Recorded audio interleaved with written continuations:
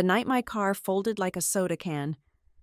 My newborn arrived fighting for breath in the NICU alone, not because no one could come, but because my parents chose not to. The cruelest part is that for nearly 10 years, I had been paying their bills like a second mortgage. Then Grandpa walked into my ICU room with a folder thick enough to end a family, and he said one sentence that made my mother go completely still. "My name is Kenzie Webb, and I am 35 years old." The first thing I knew when I woke up was not my name. Nor was it the sterile, biting scent of antiseptic that usually defines a hospital room. It was the absence. It was a physical, hollowing sensation in my midsection. A lightness that felt heavier than lead. My hand moved before my eyes opened, a desperate clawing motion toward my stomach. It was flat. The scream caught in my throat, choked off by a hard plastic tube and a searing line of fire that wrapped around my ribcage. Panic is a cold thing, and it flooded my veins, washing away the drug-induced haze. I thrashed, the machines around me erupting into a chaotic symphony of alarms. My vision blurred, swimming in harsh fluorescent light, until a face appeared above me. It was a nurse, her eyes kind but tired, framed by blue surgical scrubs. She put a firm hand on my shoulder, anchoring me to the bed. She told me to breathe. She told me I was in the ICU. She told me I'd been in an accident. I fought the tube, my eyes pleading, asking the only question that mattered. She seemed to understand the terrified language of a mother who has lost the physical connection to her child. She nodded, a quick, sharp movement. "Your daughter is alive," she said. The relief was so violent it almost made me pass out again. She explained that it had been an emergency C-section. My daughter was premature, small, and fighting. But she was alive. She was in the NICU, 2 floors down. Once the tube was out and my throat felt like I had swallowed broken glass, I managed to rasp out the question that would shatter my heart more completely than the crash had shattered my ribs. I asked who was with her. I expected her to say my mother, Darla, who lived 25 minutes away. My mother, who I had spoken to just days ago about how excited she was to meet her granddaughter. Or so I had let myself believe. If not her, then my father. Frank, surely, in a crisis, in the space between life and death, the petty grievances and the passive-aggressive dynamics of our family would dissolve. That is what families do in the movies. They rally. The nurse hesitated. That hesitation was a physical blow. She checked the chart, then checked the clock on the wall. It was 3 a.m. She told me that my husband was still trying to get a flight back from Chicago. I nodded. I knew that. Ethan was away on business. He was the steady one, the protector, the man who would tear down the sky to get to me, but he was at the mercy of airlines and weather. But that was not what I was asking. I asked about my parents. I asked if my mother was holding the baby. The nurse looked down at me, and in her eyes, I saw a pity so deep it made my skin crawl. She adjusted my blanket, her voice gentle, the way you speak to someone who has just lost everything. She told me that no one else was checked in. She told me that the baby was currently with a night nurse, a specialist who ensures preemies have skin-to-skin contact when family cannot be present. A stranger, my daughter, hours old, fighting for every breath in a plastic box, was being held by a stranger because the people who shared my blood could not be bothered to drive less than half an hour.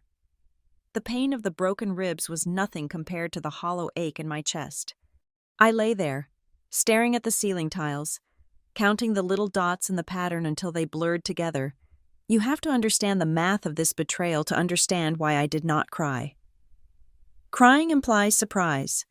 Crying implies a sudden hurt. This was not sudden. This was a bill coming due. For 9 years, I had been the bank of Mom and Dad. It started when I was 26. It started with a phone call from my mother, weeping about a health scare my father had, a mortgage payment missed, a threat of foreclosure. It started with $2,000 a month, just to help, just until they got back on their feet. But they never got back on their feet. They just got more comfortable on my back. The number had climbed, steadily, insidiously, like rising damp. First, it was $2,000. Then it was for special medication insurance would not cover. Then it was for house repairs because the roof was leaking. Then it was legal fees for a dispute with a neighbor. By the time I was lying in that ICU bed, I was sending them $4,200 every single month. I want you to see that number written out, $4,200. That is a mortgage on a beautiful home. That is a luxury car payment. That is a college fund. That is a life. And I had given it to them, month after month, year after year. I sent it via auto transfer on the first of every month, as reliable as the sunrise. I drove a 10-year-old sedan with a sticky transmission. I shopped at discount grocery stores.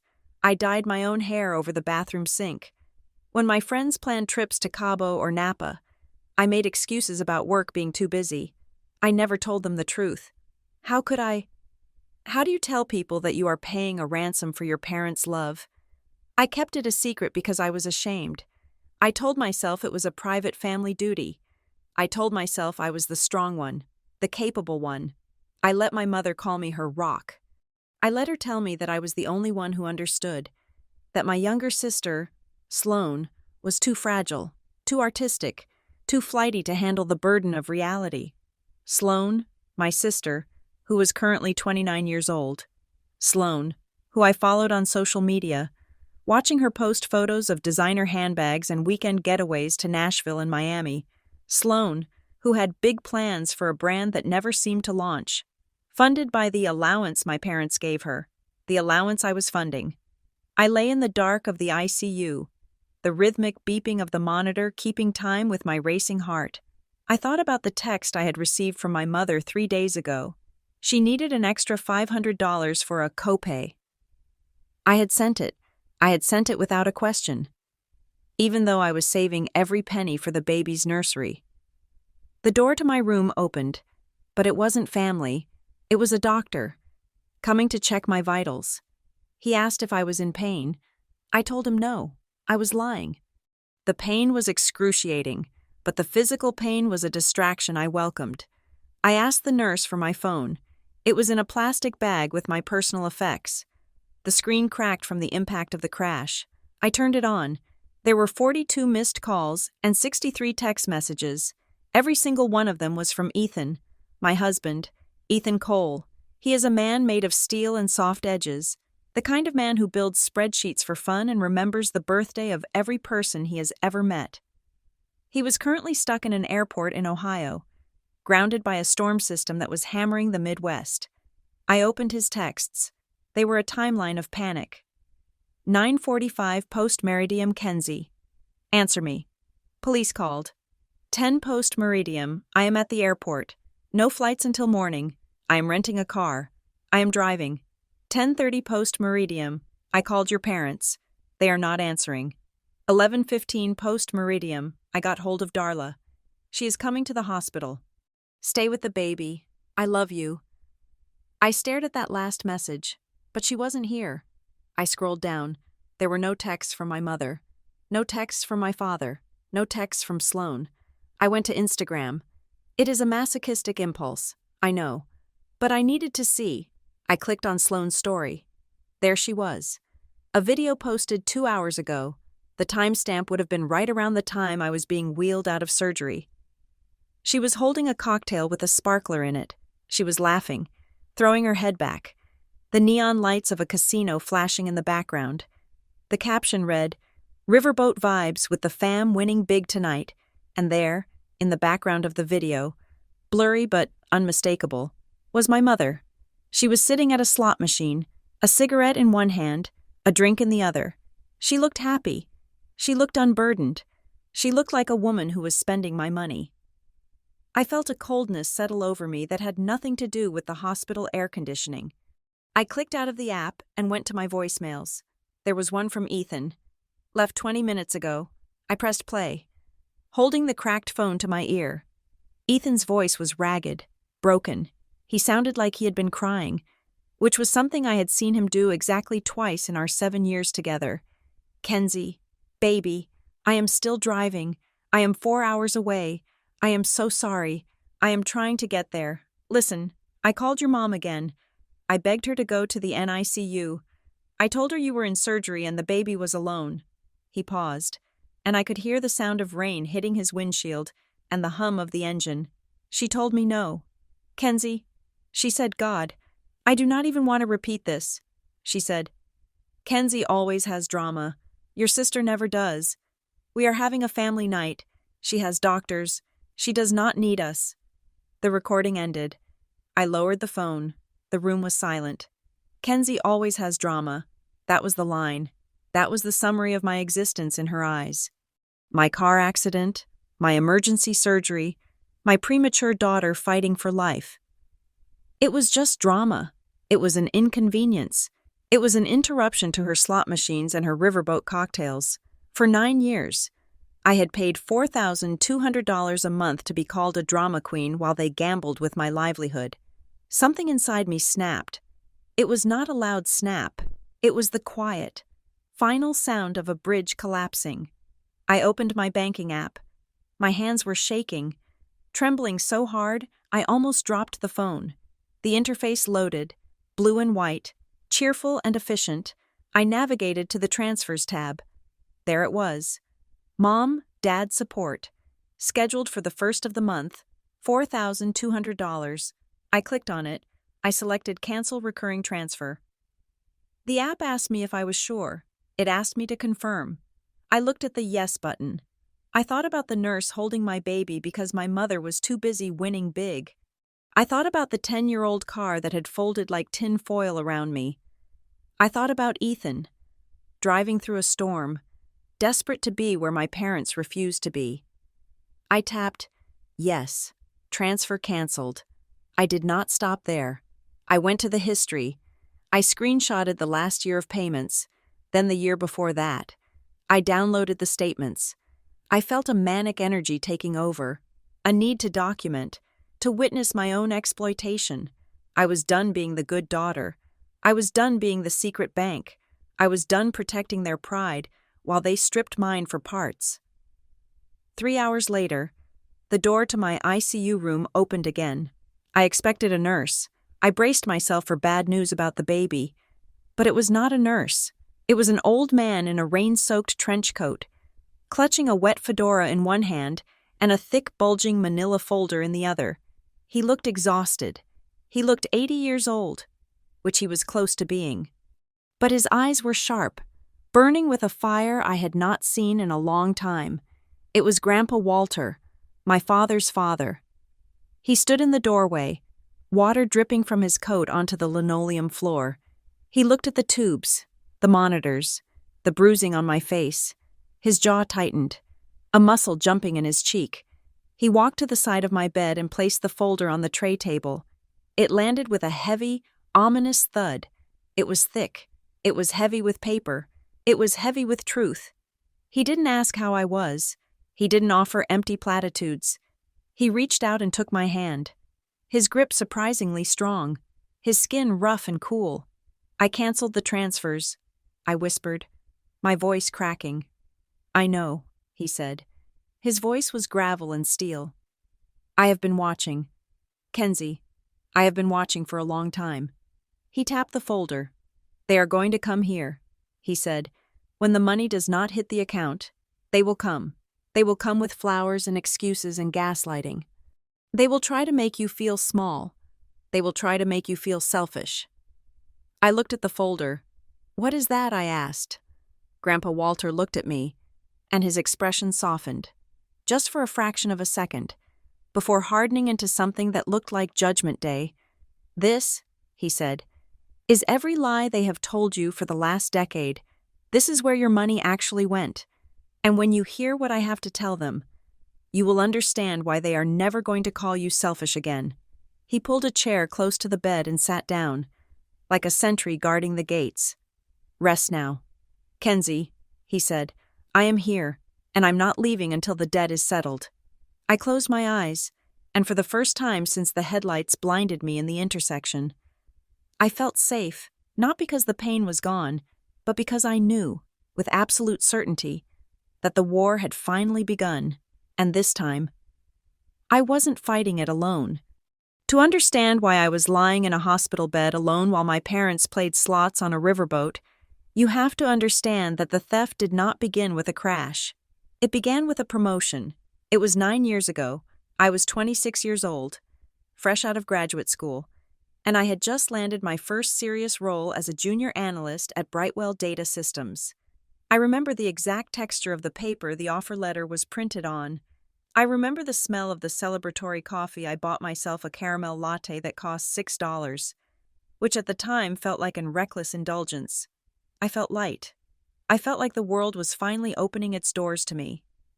I was sitting in my cramped studio apartment, staring at my very first real paycheck stub, calculating how quickly I could pay off my student loans and maybe, just maybe, start saving for a down payment on a small condo. I was building a future. Then the phone rang. It was my mother. Darla. Usually, when my mother called, the tone was breezy and critical. She would ask why I hadn't visited, or why I was still single, or why I insisted on wearing my hair in that severe style she hated. But this time, there was no breeze. There was only a jagged, terrifying sound of weeping. I had never heard my mother cry like that. It was a guttural, desperate sound that dissolved the bones in my legs. I sat down hard on my second-hand futon, my heart hammering against my ribs. I asked her what was wrong. I asked if everyone was okay. She told me it was my father. She said Frank had had a health scare. She was vague on the details. She spoke in fragments about chest pains, dizzy spells, and a doctor who looked grave and used words like immediate intervention when I pressed for a diagnosis. She pivoted to the real tragedy. It wasn't just his heart. It was their survival. She told me the insurance was garbage. She told me they had been denied coverage for the tests he needed. And then, her voice dropping to a whisper that sounded like shame incarnate, she told me about the house. They were 3 months behind on the mortgage. The bank had sent a notice. Foreclosure wasn't just a word. It was a monster standing on their front porch. I felt a cold sweat break out on the back of my neck. My parents lived in a beautiful, sprawling colonial that I had grown up in. It was their pride. The idea of them losing it, of my father being sick and homeless, was physically nauseating. My mother sobbed that she didn't know what to do. She said she was looking at jewelry to pawn. She said she was thinking of asking neighbors for loans, which would kill my father faster than any heart attack because he was a man of immense, fragile pride. I looked at the pay stub on my lap. The numbers, which moments ago had looked like freedom, now looked like a lifeline. I told her to stop crying. I told her I could help. I did the math in my head. If I lived on rice and beans, if I walked to work instead of taking the subway, if I canceled my gym membership and never went out for drinks, I could spare $2,000 a month. It would leave me with almost nothing. But it would cover their mortgage arrears and help with the medical bills. I made the offer, $2,000 every month, until they were safe. My mother stopped crying instantly. The silence on the other end was heavy. And for a fleeting second, I expected her to refuse. I expected her to say, "No, Kenzie, you are just starting out. We will figure it out." Instead, she let out a long, ragged sigh of relief. Then came the condition, the hook that would dig into my gill and keep me on the line for nearly a decade. She told me I could not tell my father. She said it would humiliate him. She said if Frank knew his daughter was paying his mortgage, he would feel like a failure as a man. She said the stress of knowing would worsen his condition. She made me promise, swearing on my grandmother's grave, that this would be our secret, just between us girls, a pact to save the man we both loved. I promised. I felt noble. I felt like I was stepping up. I waited for the thank you. I waited for her to tell me I was generous, or kind, or that she was proud of me. She just sniffed and said, "This is what good daughters do. Kenzie, we take care of family." That was the first time I heard that phrase. It wasn't a compliment. It was a definition. It was a boundary line. A good daughter pays. A bad daughter asks questions. I set up the auto transfer the next morning. $2,000 left my account, and the feeling of lightness I had enjoyed for exactly 6 hours vanished, replaced by a dull, heavy sense of duty. For the first year, I told myself it was temporary. I told myself Dad was getting better. I visited them on weekends, scanning my father's face for signs of the scare. He looked tired. Yes, but he was golfing again. He was mowing the lawn. When I asked him how he was feeling, he would shrug and say he was fine, just getting old. I would look at my mother, and she would give me a sharp, warning look, a look that said, "Remember the pact. Do not kill him with the truth." So I stayed silent, and I kept paying. But the silence allowed the rot to spread. I began to notice things that didn't add up, but I was an expert at mental gymnastics. I saw my younger sister, Sloane, posting photos on Facebook. Sloane was 20 years old then, supposedly taking a break from college to find herself. Finding herself seemed to involve a lot of expensive geography. I saw photos of her at a music festival in California, wearing a suede fringed jacket that I knew cost $400 because I had seen it in a magazine. I saw her posting from a weekend trip to a vineyard, holding a glass of wine that cost more than my weekly grocery budget. I sat in my apartment, eating a peanut butter sandwich for dinner because I had $12 in my checking account until Friday, and I stared at her smile. I called my mother. I kept my voice casual. I asked how Sloane could afford a trip to Napa when the family was facing foreclosure. My mother didn't miss a beat. She told me Sloane had a rich boyfriend, or that Sloane had been saving her birthday money for years, when she was feeling particularly defensive. She would say, "Sloane is young, Kenzie. She needs to experience life before she gets tied down like you. We can't all be workaholics." The implication was clear. I was the boring one, the drudge. Sloane was the vibrant spirit that needed protecting, and I was the shield. The $2,000 did not stay $2,000. The creep was slow and masterful. It happened in increments that felt justifiable in the moment. 18 months in, my mother called. Dad needed a new medication that wasn't on the formulary. It was $300 extra. Could I adjust the transfer? I did. 6 months later, the water heater burst. It was an emergency. They couldn't shower. It was going to cost $1,500 to fix, and they didn't have the liquidity. Could I put it on my credit card? I did. Then it was a specialist for Dad's back. Then it was the assessment for the house taxes. Then it was legal paperwork for an issue with the property line. The reasons were always urgent. They were always catastrophic. And they were always secret. By the time I met Ethan, 3 years into this arrangement, I was sending them nearly $3,000 a month. Ethan was different from anyone I had ever dated. He was an architect, grounded and logical. He saw the world in structural loads and stress points. When we moved in together, we had the money talk. I was terrified.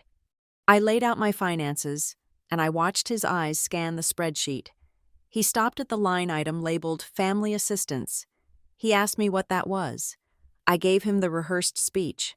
My parents were struggling. My dad was sick. It was my duty. Ethan didn't get angry. He got quiet. He looked at the number. Then he looked at me. He asked how long this had been going on. I told him. He asked the question I had been avoiding for years. He asked why, if they were so broke. My mother drove a new SUV with heated seats. I defended them. I repeated my mother's lies. It was a lease. It was a special deal. They needed reliable transport for Dad's doctor appointments.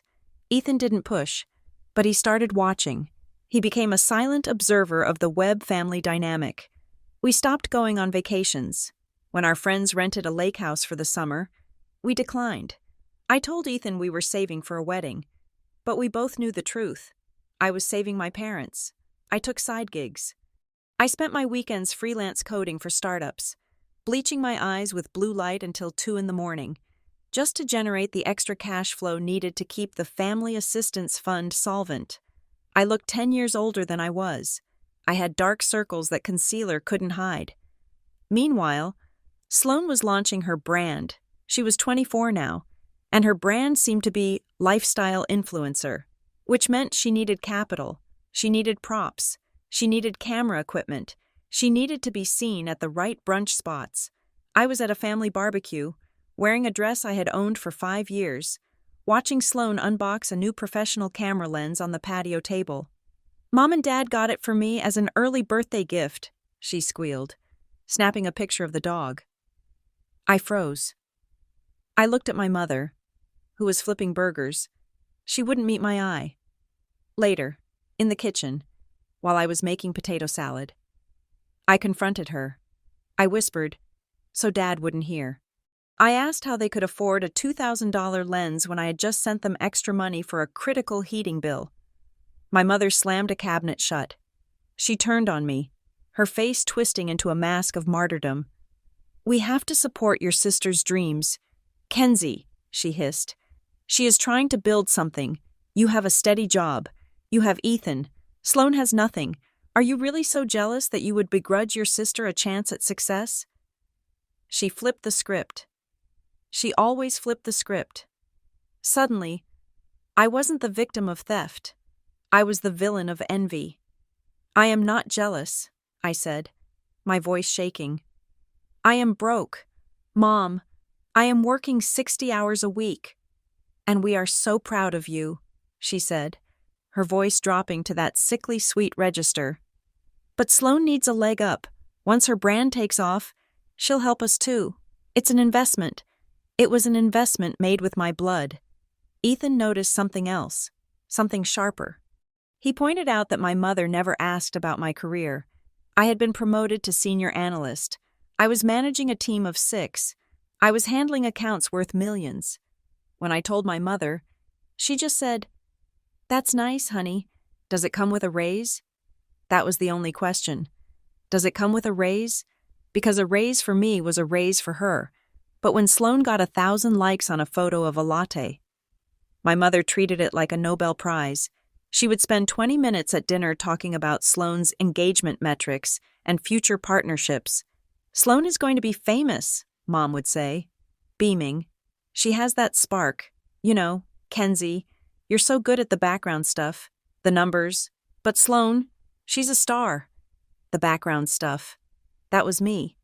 The infrastructure. The utility bill. There was one crack in the wall, one moment where the light almost got in. It was about 4 years ago. I was at my desk at Brightwell, eating a cold sandwich, when my office phone rang. It was Grandpa Walter. Grandpa was my father's father. He was a man of few words, a retired union foreman who had built his own house with his own hands. We rarely spoke on the phone. He was of the generation that believed phones were for emergencies and birth announcements. I picked up, surprised. "Kenzie," he said. His voice sounded far away. "Hi, Grandpa? Is everything okay?" He didn't answer immediately. I heard him breathing, a slow, raspy sound. "I was over at the house today," he said. "Saw your mother, saw the new patio furniture." I tightened my grip on the phone. I had paid for that patio furniture. Mom said the old set was rusted and dangerous for Dad to sit on. "It's nice," I said, cautiously. "Kenzie," Grandpa said. And then he asked the question that stopped my heart. "Are you actually okay?" It wasn't a casual greeting. It was an interrogation. He put the emphasis on the word actually. He was asking about my soul. He was asking about my bank account. He was asking if I was drowning. I wanted to tell him, God, I wanted to tell him, I wanted to scream that I was tired, that I was being bled dry, that I resented my sister and feared my mother. I wanted to tell him that his son, my father, was apparently too weak to handle his own life. So I had to carry it for him. But the programming was too deep. The fear of humiliating my father was a wall I couldn't breach. If I told Grandpa, he would confront Dad. Dad would be ashamed. The stress would kill him. And it would be my fault. So I lied. "I'm great, Grandpa," I said, forcing a cheerfulness that tasted like ash in my mouth. "Work is good. Ethan is good. Everything is fine." There was a long silence on the line. I felt like he could see through the phone, through the fiber optics, right into my lying face. "All right," he said finally. He sounded disappointed. "Just remember, Kenzie, you can't set yourself on fire to keep other people warm. Eventually, you burn out." He hung up. I stared at the receiver. I didn't know then that he hadn't believed me. I didn't know he had started a file that day. I didn't know that my lie had been the catalyst for his investigation. I just went back to work. I had an invoice to pay. The years blurred. The transfers became auto drafts of my life force. By the time I got pregnant at 34, the monthly amount had solidified at $4,200. It was just the cost of being a web. I didn't know that the bill was about to come due in a way I couldn't afford. I didn't know that pregnancy would change the calculus of my tolerance. And I certainly didn't know that the health scare that started it all was the biggest lie of them all. All I knew was that I was a good daughter, and good daughters pay. Pregnancy changes the way you perceive gravity. It is not just the physical weight of the growing life inside you, it is the sudden, crushing weight of the future. When I stared at the 2 pink lines on the test stick in the bathroom of our rented townhouse, I did not feel the immediate, cinematic rush of joy I had expected. I felt a fierce, terrifying protectiveness. I was 34 years old. I was staring at my reflection in the mirror, at the dark circles under my eyes from working late to cover this month's family transfer, and for the first time, I saw myself not as a daughter, but as a mother. And a mother has to do the math. I had spent 9 years avoiding the sum total. I had treated the monthly transfers like the weather and inevitability that you simply endure. But that night, while Ethan was asleep, I went into the living room and opened my laptop. I did not open my work email. I opened a blank spreadsheet. I started adding it up. $2,000 a month for the first 18 months. $3,000 for the next 2 years. Then the spikes, the emergency roof repairs, the legal fees, the specialized treatments, then the steady plateau of $4,200 for the last 3 years. I typed in the numbers, my fingers trembling slightly on the keys. I added the side gigs. I added the bonuses I had handed over straight from my direct deposit without even buying myself a celebratory dinner. When I hit enter on the total formula, I felt the blood drain from my face. It was not just a lot of money, it was a fortune. $486,000. Nearly $500,000. I sat in the dark, the blue light of the screen illuminating my horrified face. That was a house. That was a college fund. That was a retirement. That was the security I was about to desperately need for the child growing inside me. I felt physically sick. It wasn't just the morning sickness. It was the nausea of a Mark realizing she has been conned. But I pushed the thought away. They are my parents. I told myself, they needed it. Dad is sick. They would do the same for me. But the seed of doubt had been planted, and it was feeding on the same blood that was nurturing my baby. The next day, I called my mother to tell her the news. I needed her to be a mother. I needed her to cry with happiness. I needed her to tell me that everything was going to be wonderful. "Mom," I said, my voice thick with emotion. "I have news. I'm pregnant." There was a pause on the other end of the line. It wasn't a pause of stunned joy. It was the pause of someone assessing a strategic shift. "Finally," she said. Her voice was sharp, dry. "I was beginning to think you had fertility issues. You waited so long. Kenzie, don't mess this up. Geriatric pregnancies are high risk." The wind went out of me so fast I actually sat down on the kitchen floor. "I'm only 34, Mom," I said. "The doctor says I'm healthy." "Well, you're stressed," she countered. "Stress is bad for the baby. You need to keep working, obviously, but try to relax." Keep working. That was her first thought. Not my health, not the baby's gender, but the revenue stream. I took a deep breath. I had rehearsed this part. I had told myself that a grandchild changed everything. Surely, they would understand that I needed to divert resources now. "Actually, Mom, that's what I wanted to talk about," I said, twisting the phone cord around my finger. "With the baby coming, Ethan and I have a lot of expenses. We need to set up a nursery. We need to start a college fund. I'm going to have to scale back the monthly help, just for a while, maybe down to $1,000 a month." The silence that followed was not empty. It was heavy. It was the temperature dropping in a room before a storm breaks. "Scale back," she repeated. Her voice was ice. "Kenzie, are you out of your mind? Your father is in a delicate state right now. His new heart medication is $800 a month alone. Do you want him to stop taking it? Is that what you're saying? You want your father to die so you can buy what? A fancy crib. The guilt was immediate. A conditioned reflex honed over thousands of days. No, of course not, I stammered. But Mom, $4,200, it's a lot. I can't sustain that and a baby. We sustained you, she snapped. The volume spiked, making me wince. We raised you. We sacrificed everything for you. We paid for your braces. We paid for your piano lessons. And now, when we are old and sick, you want to cut us off because you're having a baby. That is incredibly selfish. Kenzie, I didn't raise you to be selfish. Selfish? The weaponized word. Then, in the background, I heard a voice. It was faint, muffled, but I heard it. Darla, my father said, maybe we should let her. Quiet, Frank, my mother hissed away from the receiver, but loud enough for me to hear. You don't understand the finances. Go back to your chair. My heart hammered. Dad wanted to let me off the hook. Dad knew. Mom, I tried again. Desperate. I heard Dad. If he thinks it's okay. He doesn't know what he's saying.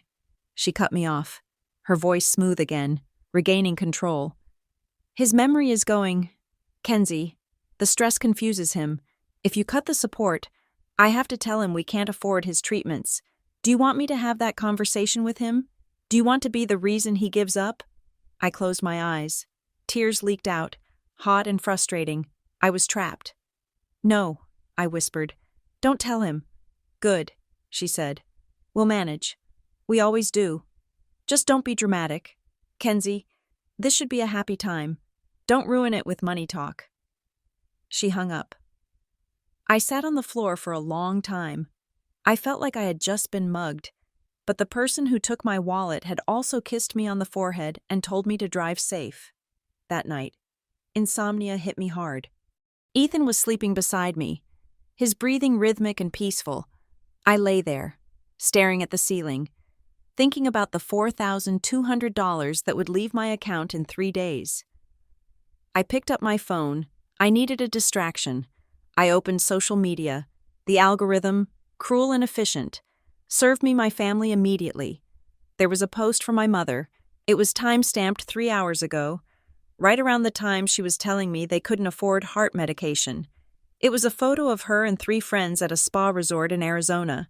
They were wearing white robes, holding cucumbers to their eyes. The caption read, "Girls' weekend deserved a little pampering. Blessed relaxation." I stared at the screen. A spa weekend in Arizona, flights, hotel, treatments, dining. That was easily $2,000. I scrolled down. There was Sloane, my sister. She was in New York City. She was posing on a rooftop bar with a skyline view that screamed $20 cocktails. She was wearing a dress that I recognized from a designer runway show. Caption Chasing Dreams in the Big Apple. Big things coming, entrepreneur life. I felt a heat rise in my chest that had nothing to do with pregnancy. My mother had told me Dad's medication cost $800. She had told me they were on the brink. I zoomed in on my mother's photo. On the table next to her lounge chair, there was a bottle of champagne. Dom Perignon. I looked at the date again. Today, I looked at my bank account balance. I had $3,000 in checking. I needed to transfer $1,200 from savings to cover their payment on the 1st. I wasn't just helping them. I was funding their vacation. The next morning, Ethan found me at the kitchen table. I hadn't slept. My eyes were red and swollen. He didn't say anything. He just poured 2 cups of coffee decaf for me and sat down. He opened his laptop. "I didn't want to show you this," he said quietly. "I didn't want to stress you out, but after I heard you crying in the bathroom last night, I think we have passed the point of protecting feelings." He turned the screen toward me. It was a spreadsheet, but it wasn't like mine. Mine was just numbers. Ethan's was an indictment. He had correlated every single transfer I had made over the last 2 years with my family's social media activity. He had created columns: date of transfer, reason given, actual activity. March 3rd. Transfer. $3,500 for Dad's emergency dental surgery, March 5th. Sloan posts photos from Coachella, VIP passes. July 1st transfer, $4,200 for house insurance premium hike. July 4th. Mom and Dad check in at a luxury casino hotel in Biloxi. October 12th. Transfer $1,000 extra for car repairs. October 14th. Sloan unboxes a new MacBook Pro. The list went on, rows and rows of it, a calendar of lies. They aren't struggling, Kenzie, Ethan said. His voice was level, but there was a tremor of rage underneath it. They are playing you. They have been playing you for a decade. I stared at the screen. The evidence was irrefutable. It wasn't just suspicion anymore. It was data. But Dad, I whispered. Mom said Dad is sick. Is he? Ethan asked. Or is that just the lever she pulls when you hesitate? He reached across the table and took my hand. His grip was firm. Kenzie, look at me. I looked up. His eyes were fierce, filled with a love that demanded better for me. We are having a daughter, he said. I know, I said. If you keep paying them, Ethan said, measuring every word. If you keep letting them lie to you, manipulate you, and steal from our family, what are you teaching her? He paused, and then he delivered the question that would haunt me until the crash. What does our daughter learn about love? Kenzie, does she learn that love is mutual? Or does she learn that love is something you have to buy from people who treat you like an ATM? The question hung in the air, vibrating. I looked at my belly. I thought about the little girl growing inside. I thought about Sloan in New York. I thought about Mom in Arizona. I wanted to say stop. I wanted to pick up the phone and scream at them. I wanted to cancel the transfer right then and there. But 9 years of conditioning is a heavy chain to break. The fear seized me. The fear that maybe, just maybe, Dad really was sick this time. The fear that if I stopped, and something happened, it would be my fault. The fear that without the money, they wouldn't love me at all. I can't just cut them off, I said, my voice trembling. Not yet. I need to be sure. I need to talk to Dad. Ethan looked at me with infinite sadness. He closed the laptop. Okay, he said. But Kenzie, you're running out of time. You can't be their parent and hers at the same time. I didn't stop the payment. The first of the month came, and the $4,200 vanished from my account. I told myself I was being responsible.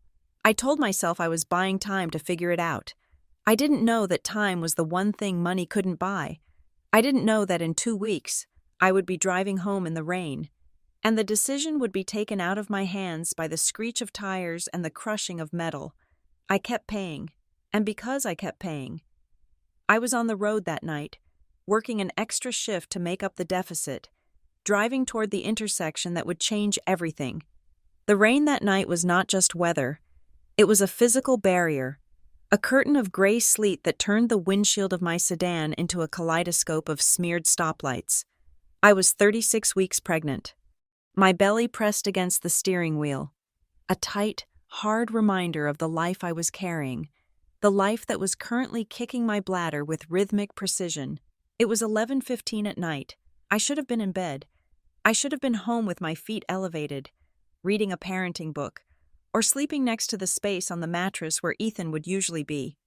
Instead, I was driving home from a freelance consultation gig at a data firm on the other side of the city. I had taken the job because the invoice would net me exactly $600. That was half of the rent for my parents' storage unit, a bill they had casually mentioned they were behind on during our last call. I was exhausted. My eyes burned from 8 hours of staring at spreadsheets, and my lower back felt like it was being compressed by a vice. I adjusted the heater, shivering as the damp cold seeped through the glass. I came to the intersection of 4th and Main.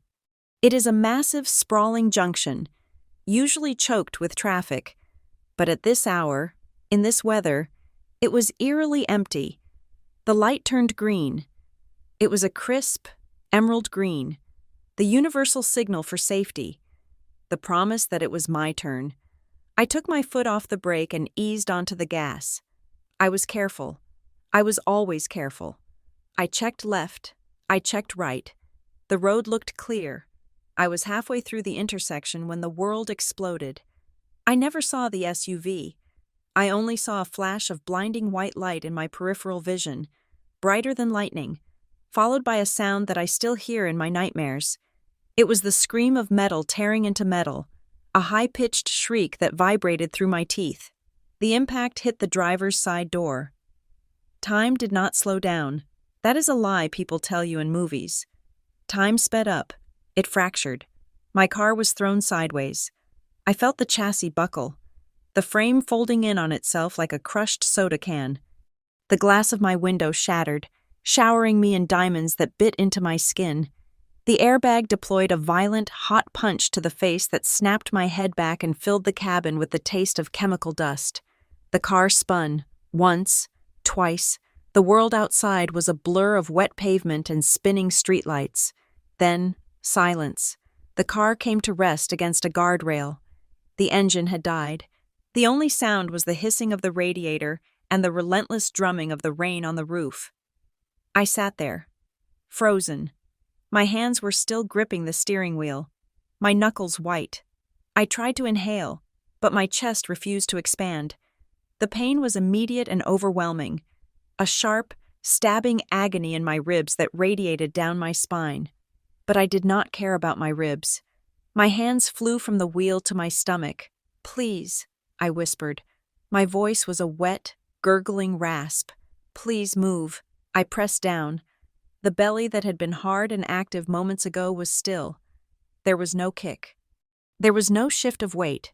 There was only a terrifying, static silence. I fumbled for the door handle. It was jammed, crushed inward by the force of the other car. I looked out the shattered window. The SUV that had hit me was a dark shadow 100 feet away, steam rising from its hood. I tried to scream for help, but my lungs were full of fluid. The edges of my vision began to darken, a black vignette creeping in from the corners. Then came the sirens. They started as a low wail in the distance and grew louder, a chorus of red and blue cutting through the rain. Faces appeared at the window. Firefighters. Their voices were muffled, like I was hearing them underwater. "Ma'am, can you hear me?" I tried to nod. I pointed to my stomach. "My baby," I mouthed. I couldn't hear my own voice. Then came the noise of the jaws of life, the hydraulic grinding as they tore the door off its hinges. Hands were on me, professional, urgent hands. They stabilized my neck. They checked my pulse. "She is crashing." Someone yelled, "BP is bottoming out. We need to move." They pulled me onto a stretcher. The rain hit my face, cold and shocking against the heat of my pain. I looked up at the sky, at the swirling gray clouds, and I made a deal with a God I hadn't spoken to in years. "Take me," I thought, "take me. But let her live." A paramedic was leaning over me, cutting my shirt open, pressing a stethoscope to my belly. He listened for a second, then two. His face went pale. "Code 3, he shouted to the driver. "Fetal tones are thready. We have a deceleration. We need to go now." The doors of the ambulance slammed shut. The engine roared. As the darkness finally took me, as the pain faded into a numb void, my last thought was of the $600. I had earned it. I had paid the storage fee. Why was I still paying while I was bleeding out on a gurney, rushing toward an operating room where a surgeon was already scrubbing in for an emergency C-section? Ethan was 400 miles away in a hotel ballroom in Ohio. He told me later that he had felt it. He said that right around 11:15. A wave of nausea had hit him so hard, he had to put down his drink and grip the edge of the high-top table. He was at a mandatory networking gala for his firm. He was wearing a tuxedo he hated, making small talk with potential clients, checking his watch every 5 minutes. He had texted me earlier to say goodnight, but I hadn't replied. He assumed I was driving. When his phone rang at 11:40, he answered it on the first ring, expecting it to be me saying I was home safe. It was a nurse from St. Jude's Trauma Center. "Mr. Cole," she asked. Ethan said the noise in the ballroom seemed to vanish, sucked out of the room by the gravity of her tone. This is he. This is the emergency department at St. Jude's. Your wife, Kenzie Webb, has been brought in. She was involved in a severe motor vehicle collision. Ethan walked out of the ballroom. He didn't excuse himself. He just walked, pushing through the double doors into the quiet, carpeted hallway. Is she alive? He asked. His voice was steady, but his hand was shaking so hard he could barely hold the phone. She is in surgery now. The nurse said, It is critical. Mr. Cole, they are performing an emergency cesarean section. The baby is in distress. You need to get here. Ethan ran. He ran to the elevator, jamming the button. I am in Ohio, he said. I am coming. I am coming right now. He hung up and sprinted to his room to grab his bag. He didn't pack. He just threw his laptop and wallet into his satchel and ran for the parking garage. He checked flights on his phone as he peeled out of the hotel driveway. Canceled, delayed. The storm that was soaking me was a blizzard in the Midwest. Every flight out of Cleveland was grounded until morning. He screamed. He slammed his hand against the steering wheel of his rental car. He was trapped. He was 6 hours away by car, in a storm, and his wife and child were dying. He needed someone there. He needed a proxy. He needed family. He merged onto the highway, driving fast on the slick roads, and dialed the one number he knew by heart besides mine. He called my mother. It was Friday night. He knew they were awake. My parents were night owls. The phone rang, and rang, and rang. Pick up, Ethan hissed. Pick up, damn it. On the 5th ring, the call connected. Hello? It was Darla. Her voice was loud, cheerful, slightly slurred. Ethan didn't waste time on pleasantries. Darla, it is Ethan. You need to go to the hospital. St. Jude's, right now, in the background. Ethan heard noise. It was a cacophony of electronic chimes, synthesized melodies, and the low roar of a crowd. It sounded like a carnival, what Darla shouted over the noise. Ethan, I can barely hear you. We are at the riverboat. The riverboat, the casino that floated on the edge of the city limits, 25 minutes from the hospital. Darla, listen to me, Ethan shouted. Kenzie was in a car accident, a bad one. She is in surgery. They are taking the baby out. I am in Ohio and I can't fly. You need to be there. She is alone.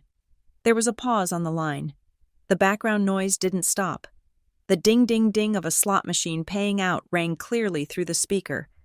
An accident? Darla asked.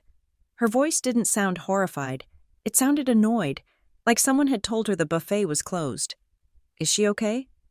I don't know, Ethan yelled. They said it is critical. Darla, please, go to the NICU.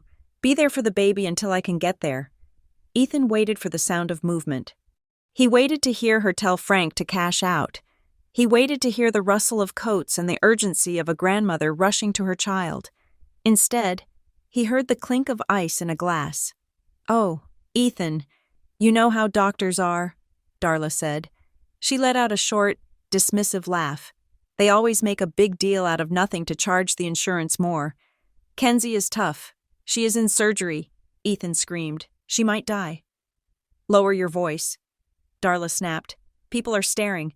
Look, Ethan, we just got here. We paid a cover charge. And honestly, I have had a very long week. Kenzie always has emergencies. Remember when she thought she had appendicitis and it was just gas? She is dramatic. Ethan felt the blood freeze in his veins. He was driving 80 miles per hour on an icy highway, risking his own life to get to us, and my mother was worried about her cover charge. Darla, he said, his voice dropping to a deadly whisper. This is not gas. A car hit her. The baby is coming out 4 weeks early. If you do not go to that hospital, she has no one. Well, that is really your responsibility, isn't it? She said. You are the husband. You should be there. Why are you in Ohio anyway? I told Kenzie that job travels too much. She took a sip of her drink. He could hear it. We will go in the morning, she decided. After we get some sleep, the baby will be fine. It is probably better if we don't crowd the room anyway. Kenzie gets so anxious when we are around. We are doing her a favor. Really. She was framing her neglect as a kindness. She was rewriting the narrative in real time. Ethan stared at the road ahead, the red taillights blurring in the rain. He realized then that he wasn't talking to a mother. He was talking to a parasite that had been momentarily detached from its host and didn't want to be reattached until the host was producing resources again. She wasn't confused. She wasn't in shock. She was inconvenienced. "Fine," Ethan said. What Darla asked. "I said fine," Ethan repeated. "Enjoy your night." "Darla?" He hung up on her. He threw the phone onto the passenger seat. He gripped the wheel, breathing hard, fighting the urge to vomit. He needed a plan. He needed a solution. He could not leave his daughter alone in a cold hospital room with strangers. He thought about his contact list. Our friends were all scattered or working. His parents were in Florida. Then he remembered, years ago, during one of those late-night conversations where you talk about the unthinkable, I had given him a name. If anything ever happens, I had told him. And you can't get to me, and my parents are being themselves call Grandpa Walter, your dad's dad. Ethan had asked, the scary one. He isn't scary. I had said, he is just the only one who doesn't lie. Ethan grabbed the phone again. He pulled up the contacts. He searched for Walter Webb. He hit dial. It was nearly midnight. An 80-year-old man should have been asleep for hours. The phone rang twice. "Webb here." The voice was gruff, alert, and sounded like sandpaper rubbing against stone. "Walter, this is Ethan Cole, Kenzie's husband." There was a short silence. Walter didn't ask how he was. He didn't waste breath. "What happened?" Walter asked. Ethan told him. He told him about the crash, the surgery, the baby, the blizzard, and then, because he had no one else to tell, and because the rage was eating him alive. He told him about Darla. "I called her." "Walter, I called Darla. She is at the casino. She refused to go. She said Kenzie is being dramatic." The silence on the other end of the line was different this time. It wasn't the silence of indifference. It was the heavy, charged silence of a man loading a weapon. Ethan heard the sound of a chair scraping against a floor. He heard the jingle of keys. "Which hospital?" Walter asked. "St. Jude's, the trauma center." "I am 20 minutes away," Walter said. "I will be there in 15. "Walter," Ethan said, his voice breaking. "Thank you. Don't thank me," Walter growled. "Just drive safe. Son, I have the watch." The line went dead. Ethan put the phone down. He looked at the dark road stretching out before him. He was still hours away. But for the first time since the nurse called, the panic in his chest loosened just a fraction. The wolves had abandoned the sheep, but the shepherd was on his way, and God help the wolves when he found them. Waking up in the ICU is not like waking up in a bed. It is like rising from the bottom of a deep, murky lake. The surface breaks, but the air is too sharp, and the light is a physical aggression. My first sensation was thirst, a dry, scraping thirst that made my tongue feel like sandpaper. My second sensation was the fire in my abdomen.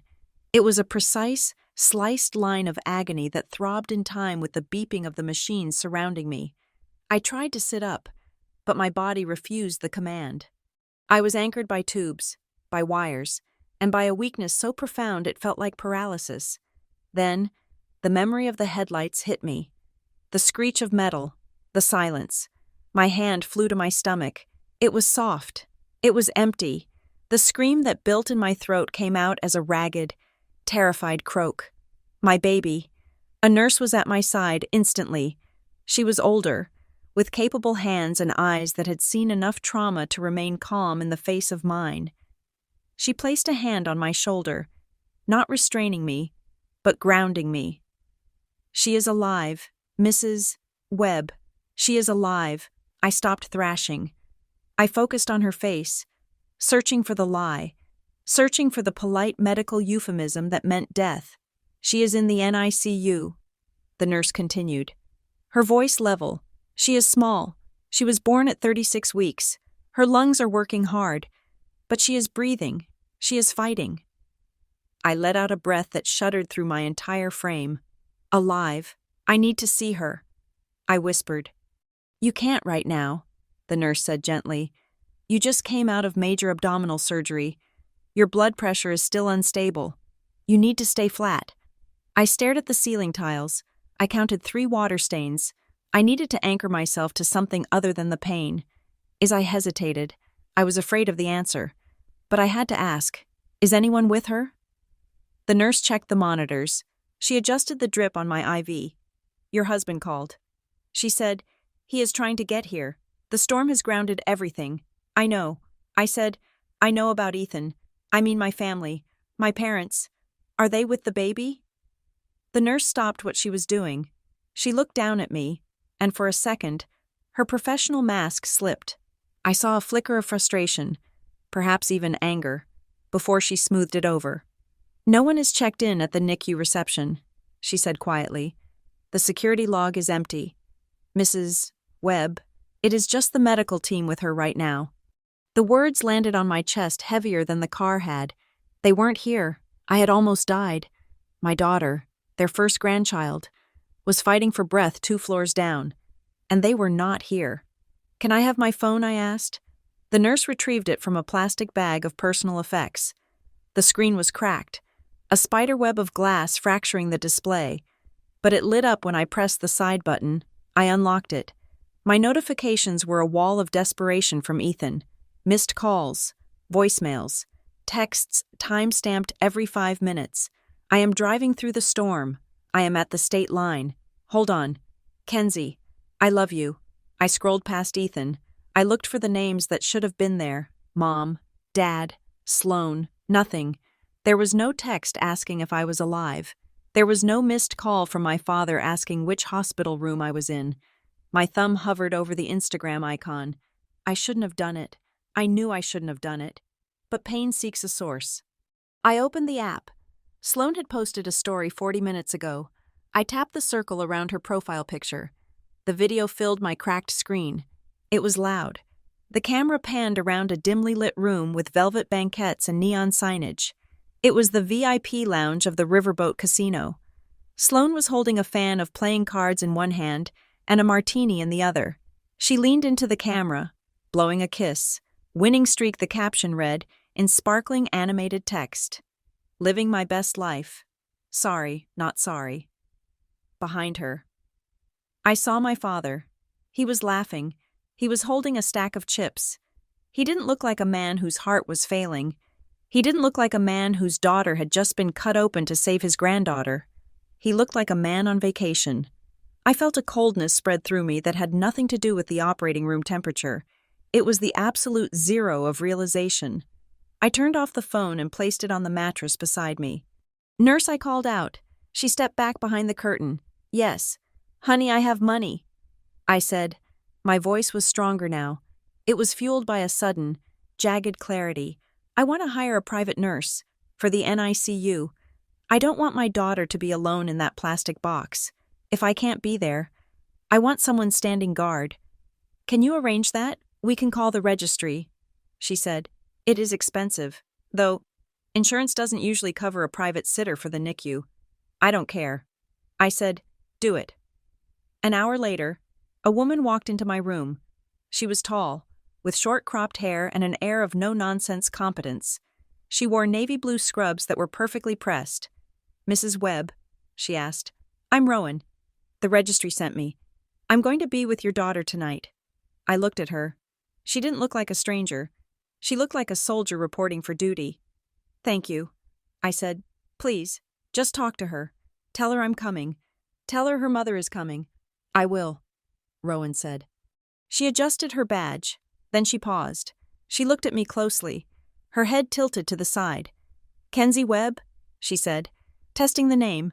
You're related to Walter Webb. I stiffened.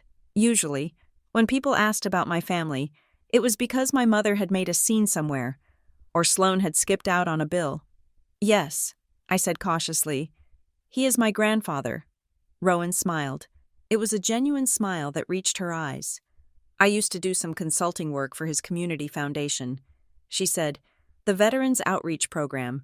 He is a good man, a hard man, but good. She walked to the door, then turned back. He talks about you. You know, she said. I blinked. He does? Rowan nodded. He used to tell us. My granddaughter Kenzie is the only one in the tribe who knows the value of $1 and the value of a word. She is the only honest person left. She let that hang in the air for a moment. I will take good care of the little one. Mrs. Webb, try to sleep. She left. The only honest person left. The words rattled around in my head. Grandpa knew. He had known for a long time. I was alone in the room again. The machines beeped. The fluids dripped. I picked up my phone again. I didn't open Instagram this time. I opened my banking app. Face ID didn't work because of the oxygen mask marks and the swelling on my face. So I typed in my passcode. The numbers felt foreign under my fingers. I went to the scheduled transfers. There it was. The next payment. Due to go out on the 1st of the month, 2 days from now. Mom. Dad. Support $4,200. I stared at the number. For years, that number had represented duty. It had represented safety. If I paid it, they were safe. If I paid it, they loved me. Now, looking at it through the cracked screen of a phone while my body throbbed from surgery, it didn't look like duty. It looked like a cocktail in a casino. It looked like a designer handbag. It looked like the price of my own stupidity. I thought about the night I didn't buy the crib I wanted because I needed to send them money for legal fees. I thought about the car I was driving, the one with the thin metal that had folded like paper because I couldn't afford a safer payments. I scrolled back through the history. Last month, $4,200. The month before, $4,200. The month before that, $5,000. That was the month of the specialist copay. I tapped on the transaction details for that $5,000 transfer. I remembered that day. I had eaten ramen noodles for a week. I had canceled my prenatal massage. Sloan had gone to Miami that week. I felt the rage rising, hot and suffocating. It wasn't the explosive rage of a tantrum. It was the cold, terrifying rage of a person who realizes they have been the architect of their own destruction. I had handed them the hammer, and I had thanked them when they hit me with it. My thumb hovered over the edit button. I clicked Cancel Recurring Transfer. A dialog box popped up. Are you sure you want to cancel this series? My hand shook, not from the cold, but from the conditioning. The voice in my head, my mother's voice, started screaming. You are abandoning us. You are selfish. We will lose the house. Dad will die. I closed my eyes. I saw the empty plastic crib in the NICU. I saw the night nurse, a stranger, holding the hand of my child because my mother was too busy winning. I opened my eyes. Yes, I whispered to the empty room. I am sure. I tapped confirm. The screen loaded for a second. The little spinning wheel turned. Success. Transfer canceled. I waited for the guilt. I waited for the crushing weight of anxiety that usually followed whenever I told my mother no, but it didn't come. Instead, I felt a strange, light sensation in my chest. It felt like the moment the chest tube is pulled out, painful. Yes, but suddenly, you can breathe. I looked at the confirmation screen. It was done. The tap was turned off. The vein was closed. I lay back against the pillows, tears leaking from the corners of my eyes. They weren't tears of sadness. They were tears of grief for the 9 years I had lost, for the house I didn't buy, for the vacations I didn't take, for the stress that had spiked my cortisol levels and maybe, just maybe, contributed to the accident. I had paid nearly $500,000 to people who wouldn't drive 25 minutes to see if I was alive. The relief washed over me, cool and cleansing. Then, the door to my room opened. I quickly wiped my eyes, expecting another nurse. It wasn't a nurse. A man stood in the doorway. He was dripping wet. His trench coat was dark with rain, and his fedora was pulled low over his forehead. He was breathing hard, as if he had run from the parking lot. It was Grandpa Walter. He looked older than I remembered. His skin was gray, and his hands, clutching a thick manila folder, were trembling slightly, but his eyes were clear. They were the color of steel, and they were locked on mine. He didn't say hello. He didn't ask how I was feeling. He just walked into the room, bringing the smell of rain and ozone with him. He pulled a chair up to the side of my bed. The legs scraped loudly against the linoleum. He placed the folder on the tray table. It landed with a heavy, dull thud. It was thick, 2 inches of paper, at least. He took off his hat and placed it on top of the folder. He looked at me, and his expression softened. It was the look of a general visiting a soldier in the field hospital. "You did it, didn't you?" he asked. His voice was a low rumble. I looked at him. I knew what he meant. I canceled it. "Grandpa," I said, "I canceled it all." He nodded. He reached out and took my hand. His palm was rough, calloused from years of work, and warm. "Good," he said, "because what I have in this folder proves you should have done it 9 years ago." He tapped the manila cover. "They are coming. Kenzie," he said, "when they realize the money isn't there, they will come. And when they do," he looked at the folder, then back at me, "we are going to burn their lies to the ground." There is a specific kind of silence that falls over a hospital room when the truth finally arrives. It is not the silence of peace. It is the silence of a courtroom right before the verdict is read. Grandpa Walter did not hug me. He was not a man of performative softness. Instead, he pulled the visitor's chair so close to the bed that the metal frame scraped against the mattress. He sat down heavily, the damp wool of his trench coat smelling of rain and old tobacco, and he placed his hand over mine. His hand was a map of his life-knotted veins, rough calluses, a tremor that he could no longer hide. But his grip was absolute. "I am here. Kenzie," he said, his voice a low rumble that vibrated through the bed rail. "You are not alone in this fight. Not anymore." He withdrew his hand and opened the manila folder. It was not just a collection of papers. It was an autopsy of my exploitation. He spread the documents out on the rolling tray table, overlaying the sterile plastic with the chaotic evidence of my parents' greed. There were bank statements. There were printed screenshots from Facebook and Instagram. There were property tax records. There was a timeline, hand-drawn on graph paper in Grandpa's shaky but precise engineering script. "Look at this," he said, pointing to a row of highlighted figures. I looked. It was a bank statement from my father's account, a joint account with my mother.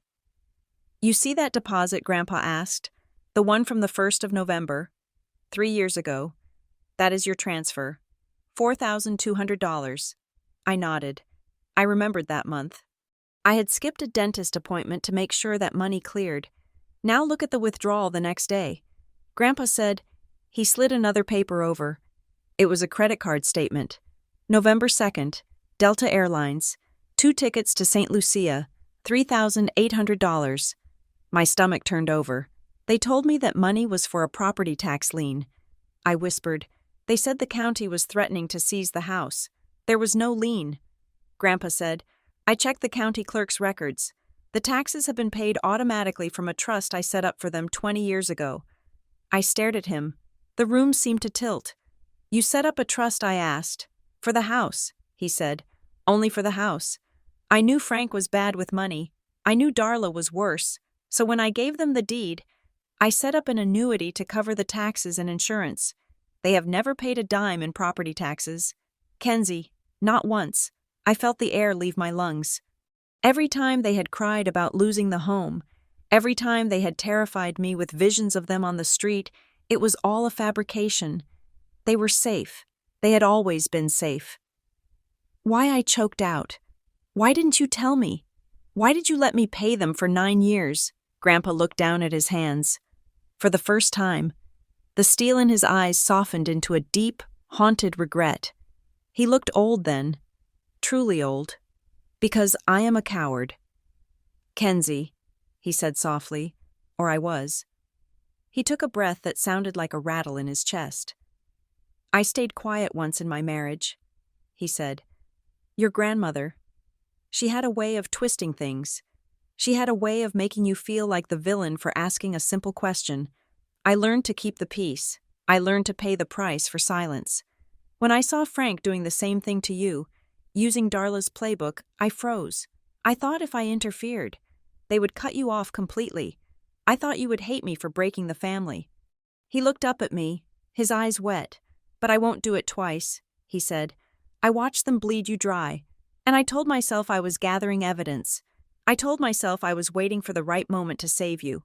But the truth is, I was waiting for you to see it yourself, and I waited too long." He gestured to the bruising on my chest, the tube snaking out from under the sheets. "I almost waited until you were dead," he said bitterly. "And for that, I will never forgive myself." He shuffled the papers, his anger returning, replacing the grief. He pulled out a document that looked official. It was drafted on heavy bond paper with a legal letterhead.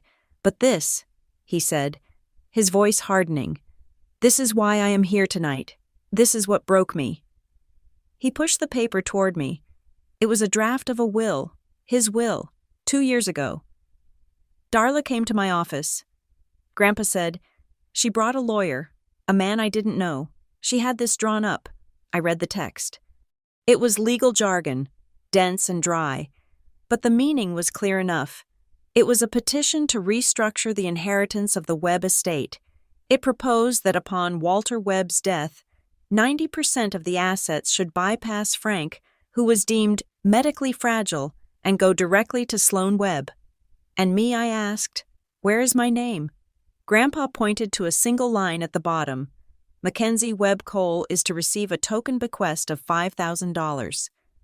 As she has married into stability and has no financial need," I stared at the words. "Married into stability." "She told me," Grandpa said, his voice shaking with suppressed rage, "that you didn't need my help. She said Ethan earns plenty. She said you were set for life. She argued that Sloan was the vulnerable one. She said Sloan needed a safety net because the world was too hard for her." He leaned in closer. "She tried to disinherit you. Kenzie. She tried to cut you out of your birthright, not because you did anything wrong, but because you were competent. She wanted to punish you for your success." I felt a tear slide down my cheek, hot and stinging. It wasn't about the money. I didn't care about Grandpa's money. It was the calculation. My mother had sat in a lawyer's office, calmly arguing that I deserved nothing because I had worked for everything. I refused to sign it. "Obviously." Grandpa said, "I threw them out. But that isn't the worst part." He pulled out another sheet. This one wasn't a document. It was a printout of an email chain.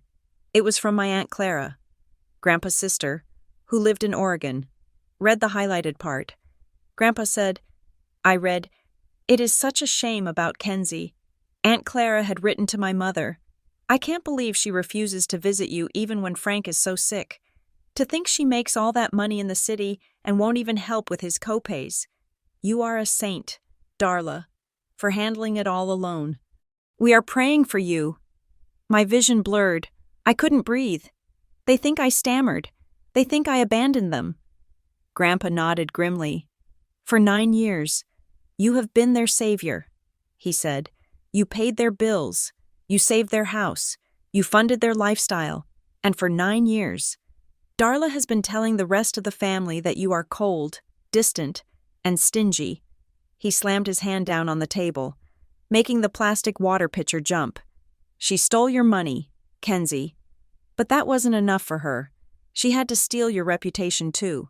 She had to make herself the victim so that no one would ask where the money was coming from. If everyone thinks you are the selfish daughter who never helps, no one wonders why Frank is always broke." I closed my eyes. The betrayal was so complete, so total, that it felt physical. It felt like the car crash all over again. The crushing weight, the inability to breathe. Why, I whispered, why would she do that to her own child? Grandpa sat back. He looked at me with a gaze that was terrifying in its clarity. "Because they didn't need your money. Kenzie," he said. He let the words hang there. "They have money. I give them money. The trust gives them money. Frank has a pension." Then what I asked, what did they want? "They needed your obedience," he said. The sentence hit me like a gavel. "It is about control." Grandpa continued, "It has always been about control. Darla needs to be the sun in the solar system. She needs you to orbit her, as long as you were paying. You were engaged. You were on the hook. You were checking in. You were worrying. You were playing the role she wrote for you. If you are independent, if you are happy, she loses her audience. She loses her power. He reached into the folder one last time, and that brings us to tonight, he said. He pulled out a map.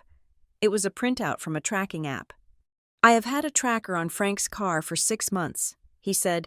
Since I started suspecting the extent of the lies, he pointed to a red dot on the map.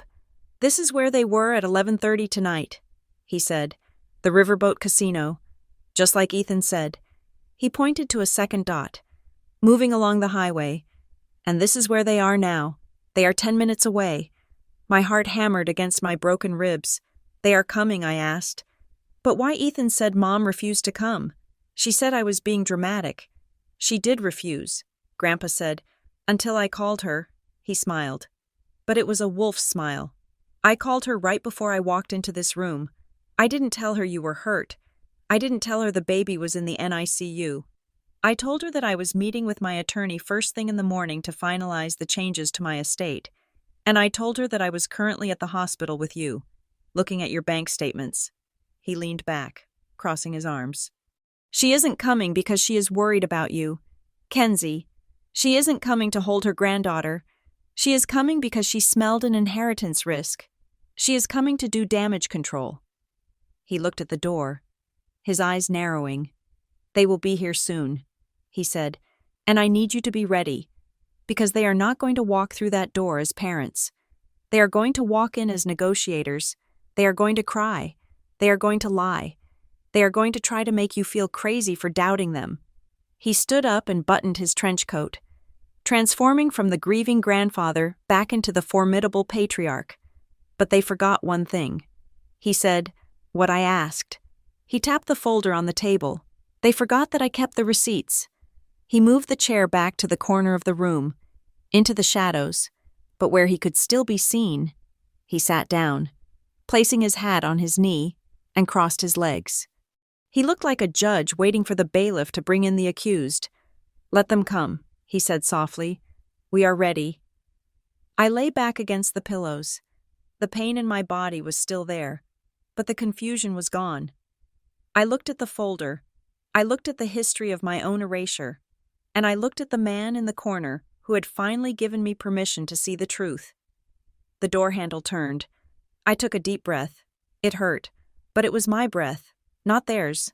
I was ready. The door opened slowly, pushed by a hand that seemed to lack the strength to commit to the action. My father, Frank Webb, walked into the room. He did not look like a monster. He did not look like a villain from a movie. He looked like a man who had been wearing a suit that was 2 sizes too big for his spirit for his entire life. He was wearing his casino shirt, a silk button-down with a subtle geometric print that he usually reserved for feeling lucky. But tonight, he looked like he had lost everything. He stopped 3 feet from the bed. He looked at the tubes connecting me to the wall. He looked at the bruising that bloomed across my collarbone like a dark orchid. He looked at Grandpa Walter sitting in the shadows of the corner, silent as a gargoyle. Then, finally, he looked at my eyes. Kenzie, he whispered. His voice was thin, reedy. Oh, God. Kenzie. He took a step forward, his hand reaching out as if to touch my leg. But he stopped when he saw the look on my face. It was not anger. It was not sadness. It was the absolute, blank indifference of a stranger. Is the baby, he started, but he couldn't finish the sentence. She is alive, I said. My voice surprised me. It was steady. It was cold. No thanks to the family night. Frank winced.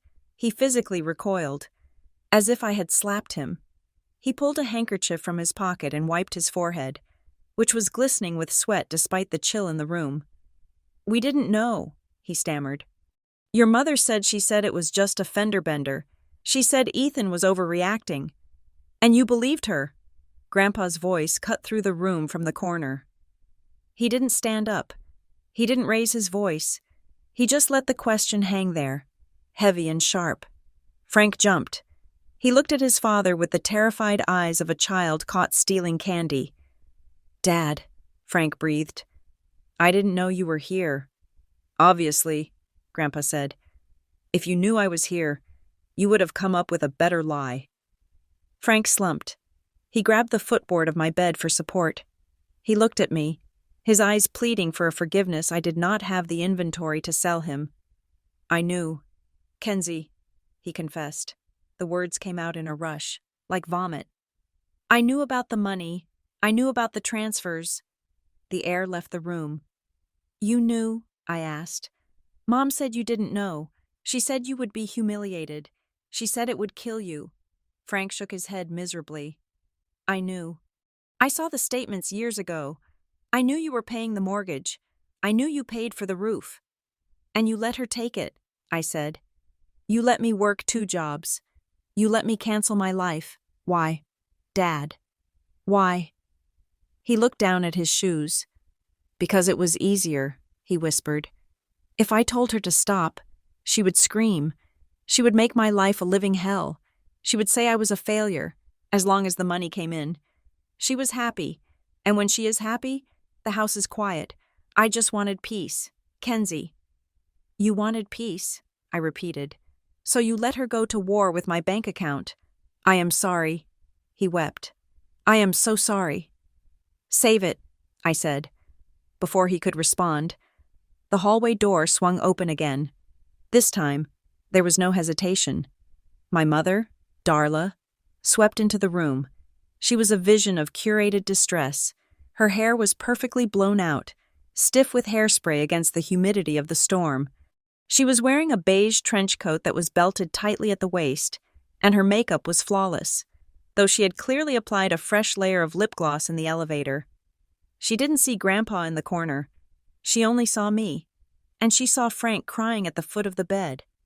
"Kenzie!" she shrieked. It was a theatrical, piercing sound that made the nurse at the station down the hall look up. She rushed to the side of the bed, her hands fluttering like birds. "My baby. Oh, look at you, my poor, sweet baby." She reached out to grab my hand, the same hand that had canceled the transfer an hour ago. I pulled my hand away.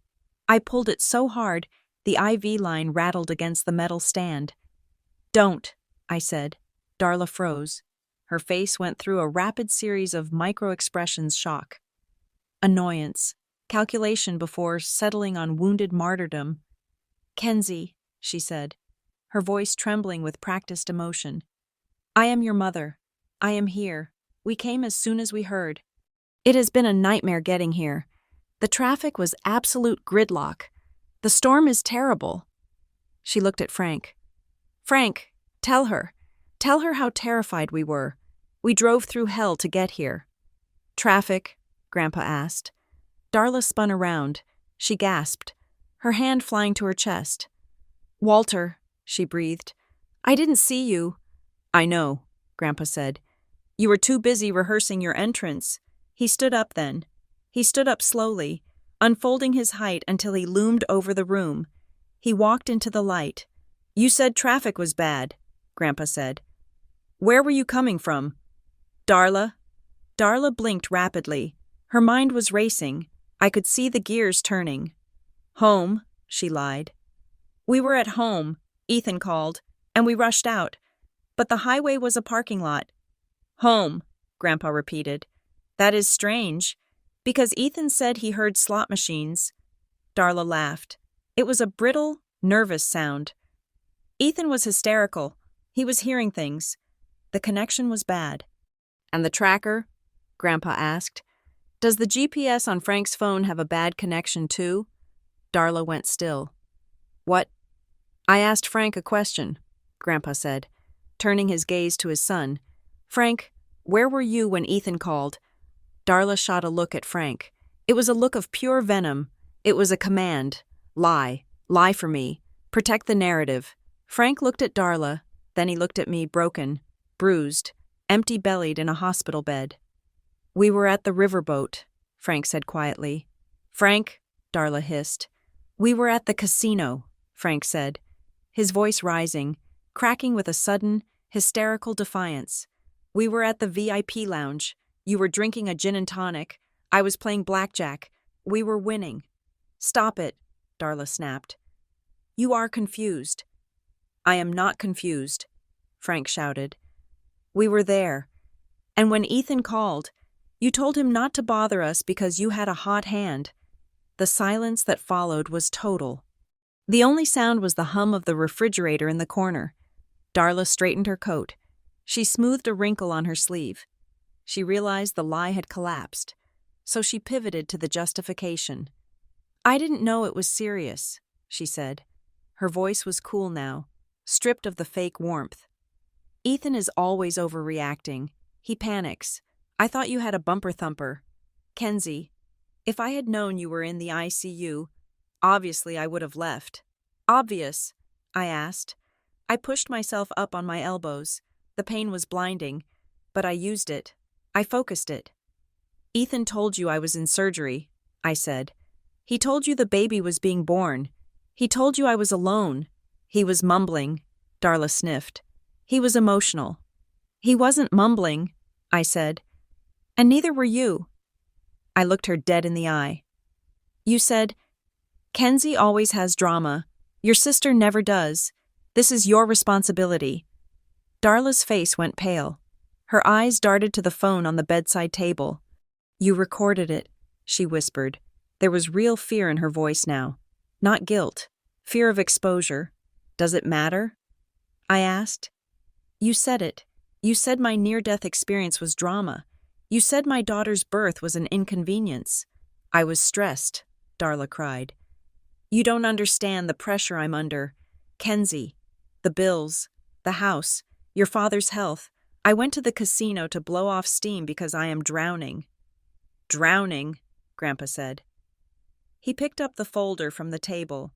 He walked over to Darla and thrust it into her hands. Open it, he commanded. I don't want to. Open it, Grandpa roared. It was a voice I had never heard him use. It was the voice of a man who had led crews of iron workers. It shook the walls. Darla opened the folder. She looked at the spreadsheets. She looked at the highlighted totals. $486,000, Grandpa said. Darla stared at the page. She didn't look ashamed. She looked annoyed that someone had done the math.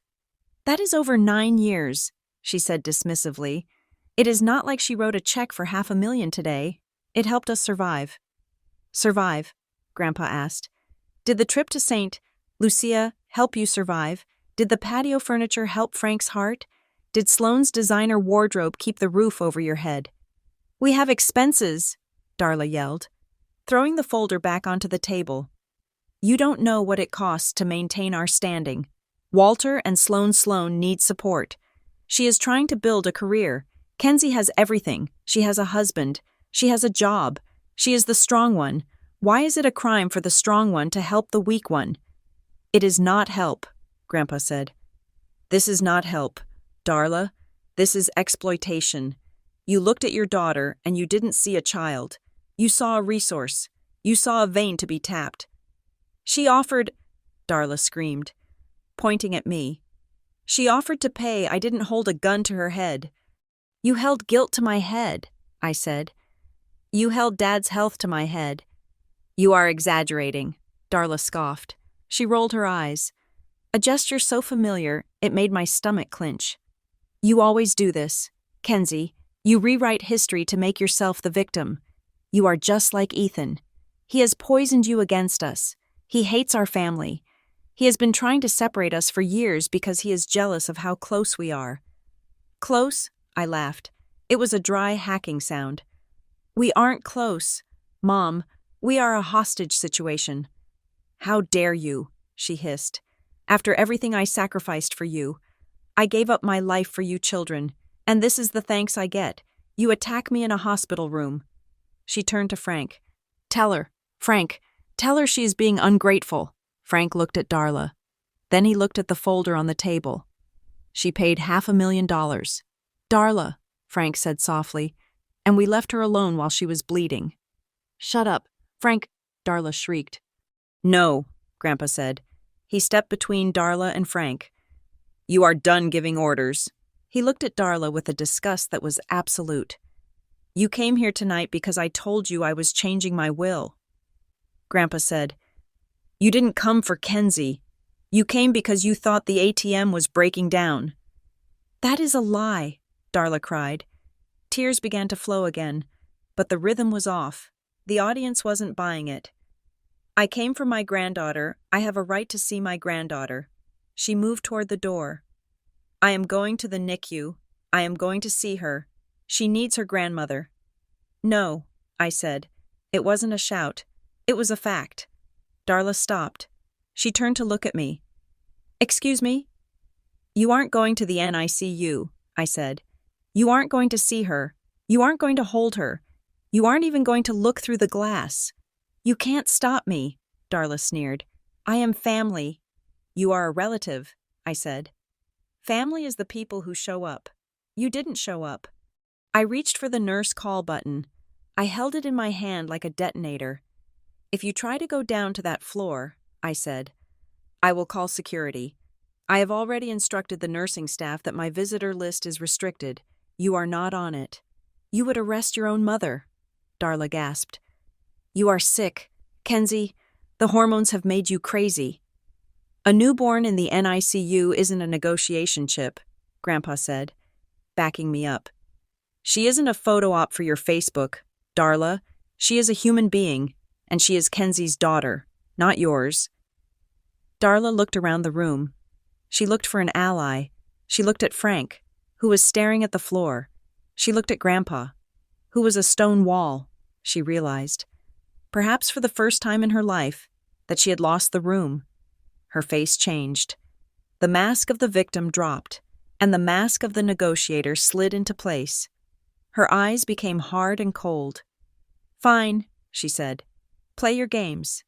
But don't expect us to be there when you need help with the baby. Don't expect me to babysit. Don't expect us to come to the birthday parties." "I don't," I said. "I don't expect anything from you ever again." "And the money?" she asked. "I suppose you're going to be petty about that too. You're going to let your father default on his medication." "I canceled the transfer," I said. "Tonight?" Darla flinched. The reality of the financial cliff hit her. "You will regret this," she spat. "You will come crawling back. You always do. You need my approval. Kenzie, you starve for it." "I used to," I said. "But I'm full now." I pointed to the door. "Get out." Darla stared at me for a long moment. She smoothed her trench coat again. She lifted her chin. She decided to exit with dignity, even if it was unearned. "Come on, Frank," she said. "We are leaving. She needs to rest. She is clearly hysterical."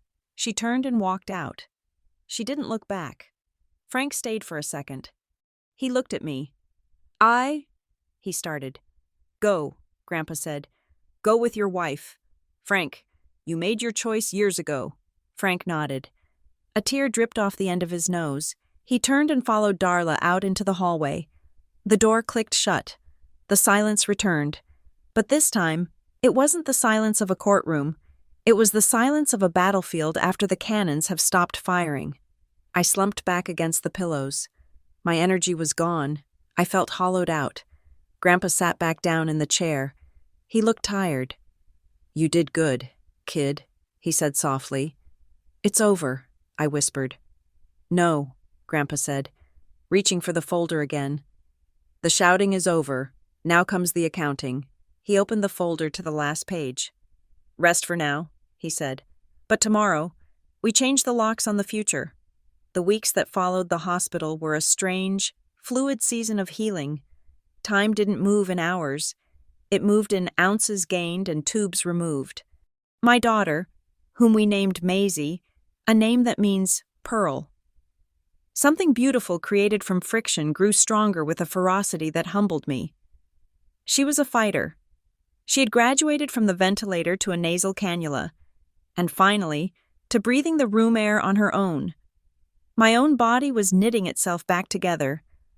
The bruising on my chest faded from angry purple to a dull, sickly yellow, and the incision from the C-section began to scar over into a thin, Silver line. But the most profound change wasn't physical. It was financial. For the first time in 9 years, the first of the month arrived, and my bank account did not bleed. I woke up that morning and checked my app out of habit, my stomach clenching in anticipation of the deficit, but the number was there. The $4,200 sat in my balance, untouched. It was quiet. It was a silence that felt louder than a shout. That money bought diapers. It bought a high-tech baby monitor. It bought a calmness in my chest that I hadn't realized I was missing. The house felt lighter, as if a low-frequency hum of anxiety had finally been switched off. But silence, I learned, is rarely empty. It is usually just a container for the next noise. The noise came in the form of voicemails. My mother, Darla, had not stormed the gates since the hospital confrontation. She had retreated. She was a tactician, and she knew that a frontal assault against Grandpa Walter was a losing strategy. So, she switched to guerrilla warfare. She switched to the weapon she wielded best: guilt, wrapped in the soft cotton of maternal concern. I sat in the nursery rocker, nursing Maisie, and listened to the messages on speakerphone. "Kenzie, it's Mom. I'm sitting here looking at your baby pictures. I've been doing a lot of reflecting. I know I handled things poorly at the hospital. I was in shock. Honey, please call me back. Kenzie. It's been 3 weeks. Your father is depressed. He misses you. He misses the idea of the baby. We are family. You can't just erase us. Kenzie, I'm seeing a therapist. I am. I want to be better. I want to be the grandmother Maisie deserves. Please, just give us a chance to prove it." The voice was perfect. It was the voice of the mother I had always wanted, humble, reflective, open. It tugged at the stitches in my heart. The good daughter programming runs deep. It is written in code that is hard to delete. I found myself wondering if maybe the shock of the confrontation had actually broken through to her. Maybe Grandpa's intervention had been the rock bottom she needed. I played the messages for Ethan one evening after dinner. He listened, his face unreadable, scrubbing a dish with more force than necessary. "What do you think?" I asked, needing him to be the judge. Ethan dried his hands and leaned against the counter. He looked tired, but his eyes were clear. "I think desperation sounds a lot like repentance," he said. "But they are not the same thing." "She says she is seeing a therapist," I countered, playing devil's advocate. "She says she wants to see Maisie. She wants access." "Kenzie," Ethan said, "access is the first step to reestablishing control." "But what if she's real?" I asked. The question was a whisper, a child asking if the monster under the bed was gone. If I keep her away forever, and she really is trying to change, am I the bad guy? Do I punish Maisie by keeping her grandparents away? Ethan sighed. He walked over and kissed my forehead. "Hope isn't stupidity. Kenzie," he said. "It's okay to hope, but boundaries need consequences. If you want to see them, you do it on your terms. You do it where there are witnesses, and you keep the keys to the castle in your pocket." So, I made the decision. I would offer an olive branch, but it would have thorns. I decided to host a 1-month homecoming brunch for Maisie. It would be at our house, my turf. It would be in the middle of the day, and the guest list would be fortified with people who would not tolerate nonsense. I invited Grandpa Walter. I invited my father, Frank, specifically addressing an invitation to him separately, though I knew he wouldn't come without Darla. I invited Rowan, the night nurse who had become a friend. I invited 2 of my colleagues from the data firm, women who knew the story and had offered to stand guard. I sent the text to my mother. Sunday at 11 ante meridiem, brunch at our house to meet Maisie. 1 hour, if there is any drama. You leave, Sloan is not invited. The reply came back instantly. "We will be there. Thank you. Kenzie, you won't regret this." Sunday arrived with a sky that was painfully blue, a stark contrast to the gray storm of the accident. I dressed Maisie in a white onesie with little embroidered ducks. She felt solid in my arms, a 7-pound reality that grounded me.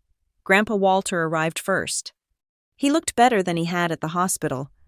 He was wearing a crisp, button-down shirt and brought a fruit salad that was 90% cantaloupe. But the gesture made my throat tight. "You nervous?" he asked, watching me adjust the napkins on the table for the third time. "Terrified," I admitted. "Good," he grunted. "Fear keeps you sharp. Just remember, you aren't the daughter today. You're the mother. Rank has changed." The other guests arrived. The house filled with the low, pleasant hum of conversation. Ethan was pouring mimosas. Rowan was cooing over Maisie. It felt normal. It felt safe. Then, at 11:45, 45 minutes late, the doorbell rang. The room went quiet.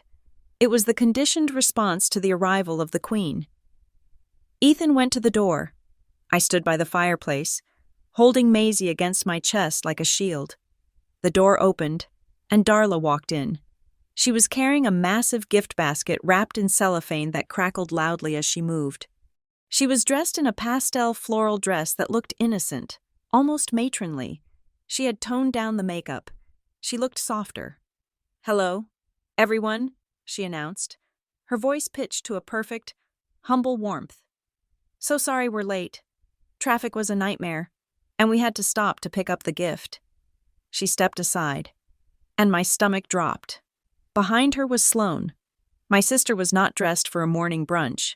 She was wearing sunglasses indoors, a leather jacket draped over her shoulders, and heels that clicked aggressively on the hardwood floor. She was scrolling on her phone as she walked in.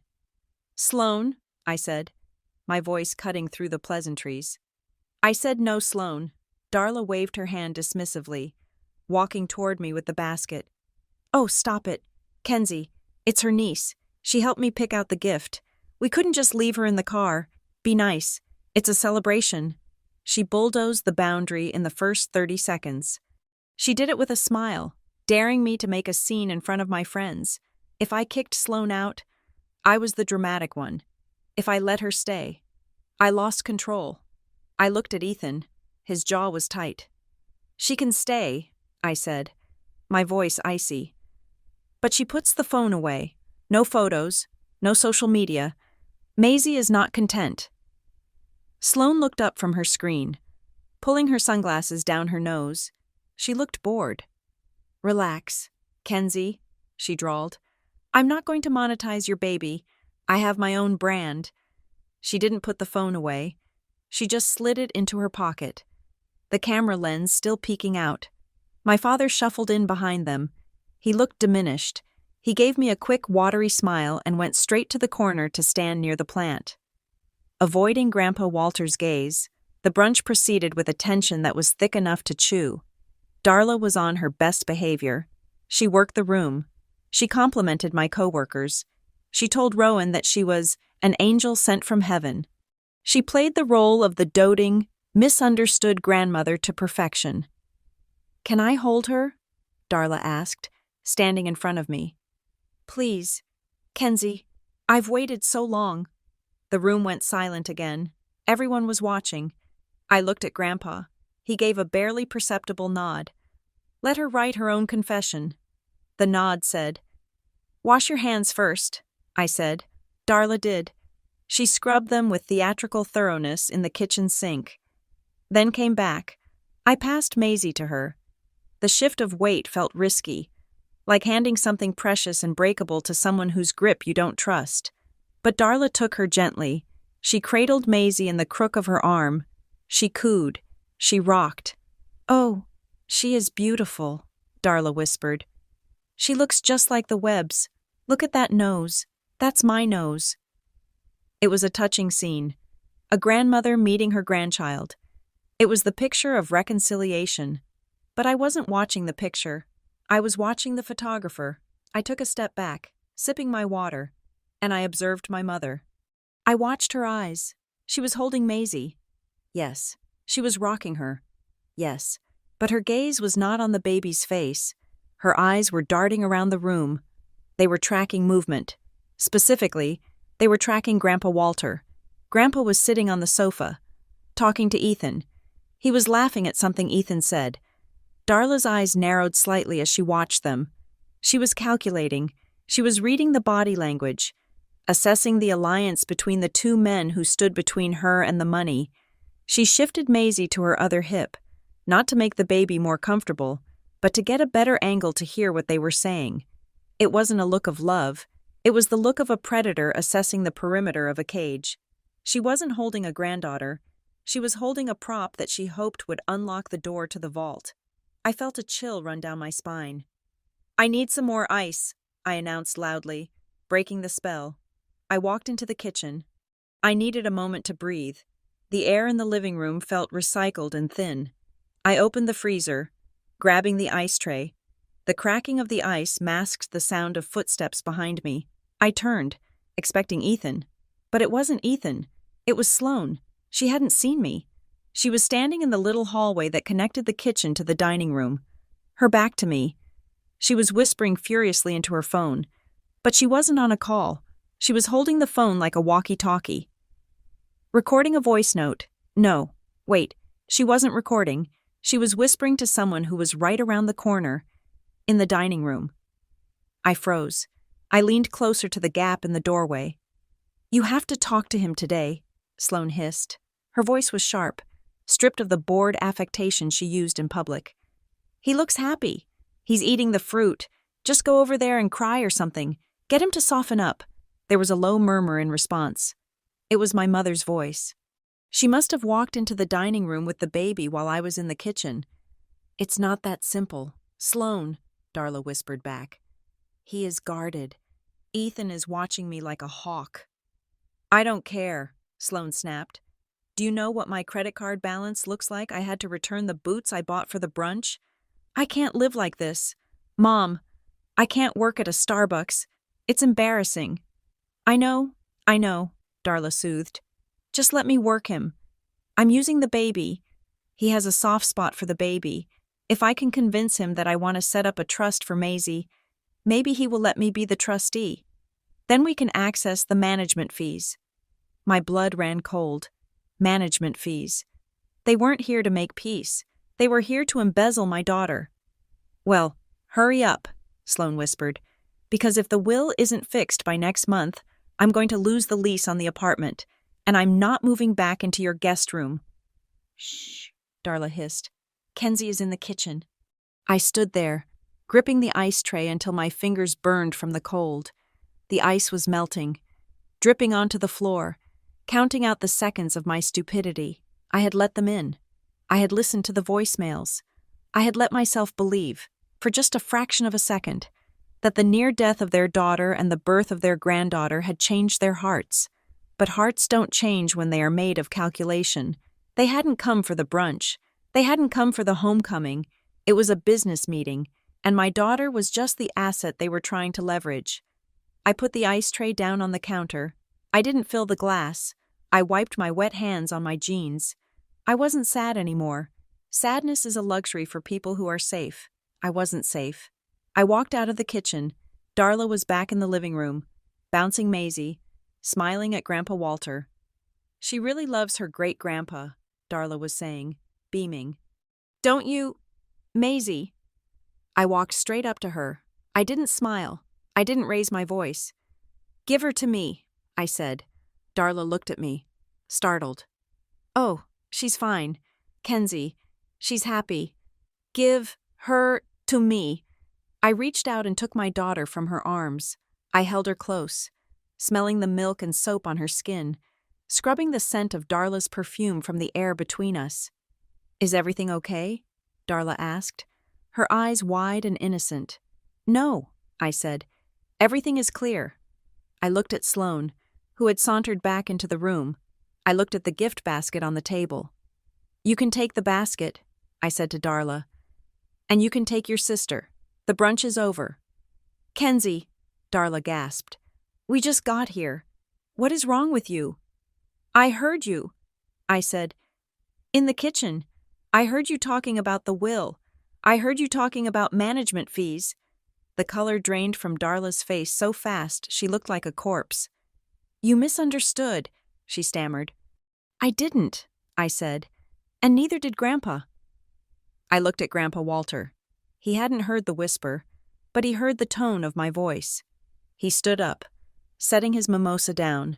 He moved to my side, a silent wall of reinforcement. "Time to go, Darla," Grandpa said. He didn't need an explanation. He trusted my verdict. "But," Darla started. "Out," I said, as they scrambled to gather their things, Sloane rolling her eyes and muttering about how unhinged I was. I realized something. The suspense was over. The dread was gone. The storm wasn't coming. It was already here, and I was the one who was going to bring the thunder. I had said the word out, but my mother operates on a frequency where the word no is simply a suggestion to negotiate harder. She did not turn toward the door. Instead, she saw the walls closing in, and she did what a trapped animal does. She lunged for the weakest link in the chain. She thought the weakest link was Grandpa Walter. Grandpa had turned his back to her, moving toward the sideboard where Ethan had set up a small Bluetooth speaker system to play low-volume acoustic jazz. My mother intercepted him. She moved with a desperate, frantic speed, cutting him off between the dining table and the living room archway. She clearly thought that if she kept her voice low, if she kept her body angled away from the rest of us, she could have one last private audience. She could work the charm one last time. She didn't notice that my friend Jen, who was controlling the playlist from her phone near the appetizer table, had just paused the music to take a call, and she didn't notice that Ethan's high-fidelity baby monitor, the one we had set up on the sideboard to test out before moving it to the nursery, was sitting right next to Grandpa's elbow. The parent unit was sitting on the coffee table in the center of the room, right next to the untouched platter of pastries. The room was quiet, waiting for her to leave. In that silence, the audio monitor crackled to life. "Walter, please," my mother's voice hissed from the speaker on the coffee table. It was tinny, amplified, and crystal clear. The guests froze. Rowan, the night nurse, looked up from her tea. Jen stopped swiping on her phone. Everyone looked at the little white box on the table. My mother didn't know she was broadcasting. She leaned in close to Grandpa, clutching his sleeve. "You have to listen to me," she whispered, but the whisper filled the room like a shout. "Kenzie is emotional right now. She is hormonal. You can't let her dictate the family finances. Look at this house. Walter, look at her husband's job. Kenzie is fine. She has always been the lucky one. She married stable." Grandpa tried to pull his arm away, but she held on. "Sloane needs the inheritance," Darla pleaded. The desperation in her voice was naked and ugly. "Sloane is fragile. She doesn't have Kenzie's hardness. If you cut Sloane out of the will, what happens to her? She can't survive in the real world. Kenzie doesn't need your money. She has plenty of her own. She just wants to punish us." The silence that followed was absolute. It was a vacuum that sucked the air out of the house. Every person in that room, my coworkers who knew how many lunches I had skipped to save money, my husband who had watched me cry over spreadsheets, the nurse who had watched my baby fight for life alone heard it. They heard the thesis statement of my mother's love. Kenzie is the bank. Sloane is the charity. Sloane, who was standing near the door checking her reflection in the hallway mirror, realized what was happening first. She saw the faces of the guests. She heard her mother's voice coming from the plastic box on the table. Mom Sloane shrieked, "Mom, shut up." Darla spun around, confused.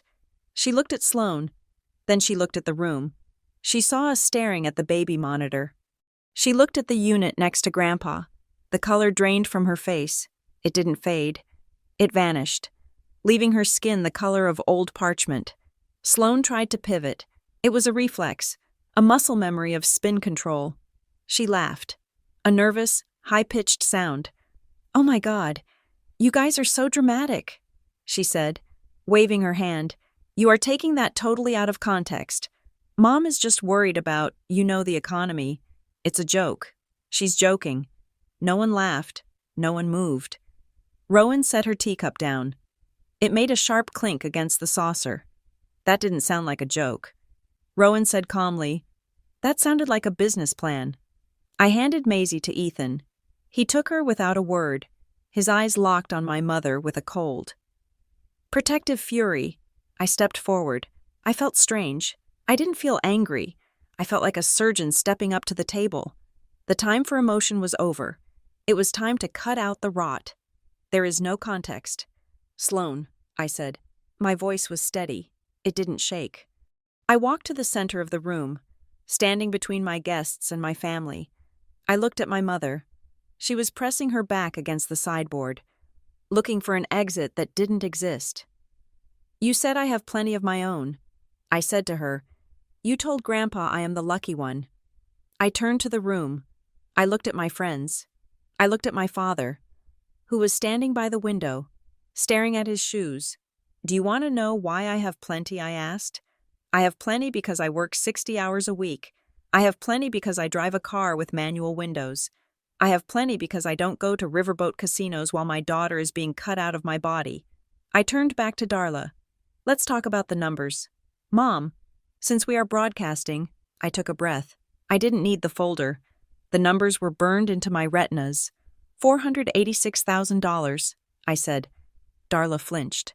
That is the total, I said. That is the amount of money I have transferred to you over the last 9 years.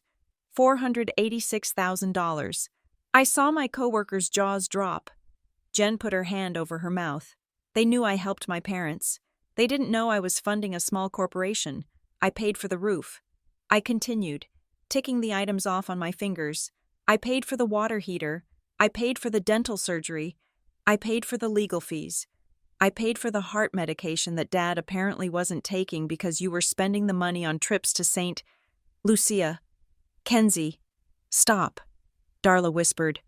Her eyes darted around the room. This is private. It was private, I said. It was private when I was eating instant noodles so you could buy patio furniture. It was private when I canceled my honeymoon because you said the bank was going to foreclose. But you just made it public. Mom, you just told everyone that I am the one punishing you. I took a step closer to her. But the money isn't the crime, is it? I asked. I looked at my father. He looked up, his eyes red and watery. The crime is the story you told. I said, Grandpa showed me the emails.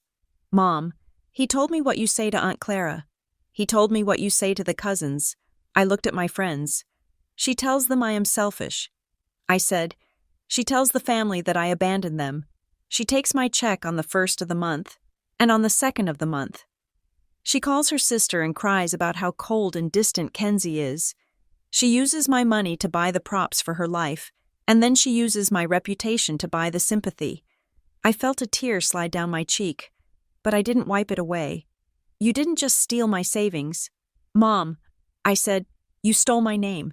You made me the villain in your story so that no one would ask why you needed so much help. You charged me for the privilege of being hated by my own family. Sloan stepped forward, her face twisted in a sneer. God, you are such a martyr. Sloan spat. You threw money at us because you wanted control. Kenzie, you wanted to feel superior. You loved being the savior. Don't act like you didn't get off on it. Ethan moved. He handed the baby to Rowan and took a step toward Sloan. But he didn't have to speak. Frank spoke. Enough. The word was quiet, but it stopped Sloan in her tracks. My father pushed himself off the wall. He walked into the center of the room. He looked older than his years. He looked like a man waking up from a long, drugged sleep. Frank, don't, Darla warned. Her voice was sharp. Dangerous. He ignored her. He looked at me. It wasn't control. Sloan, Dad said. His voice was shaking, but it gathered strength as he spoke. Kenzie didn't want control. She wanted us to be okay. He turned to Darla. She paid because we terrified her. Darla, we told her I was dying. We told her we would be on the street. Frank, Darla shouted. Stop it, I won't stop, Frank yelled back. He was crying now, tears streaming down his face. I tracked you to the casino. Darla, I watched you spend her money. I watched you buy rounds of drinks for strangers while Kenzie was paying for my imaginary prescriptions. He looked at the guests. He looked at Grandpa. I let this happen. Dad said, I am just as guilty.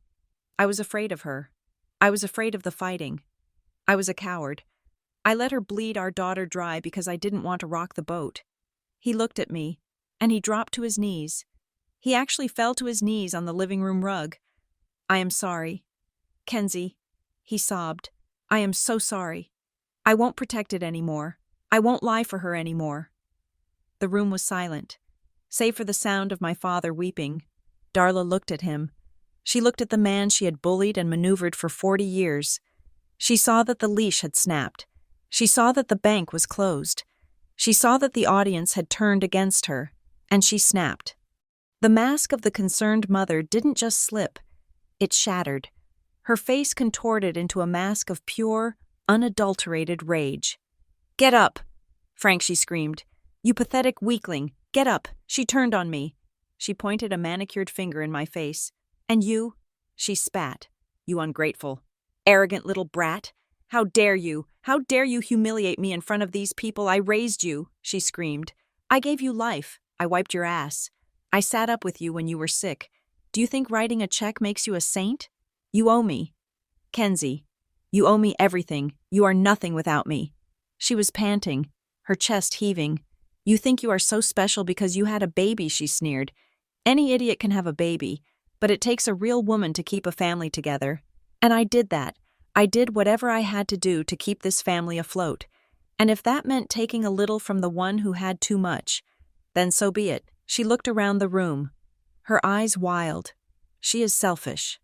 She screamed at my friends. "She has always been selfish.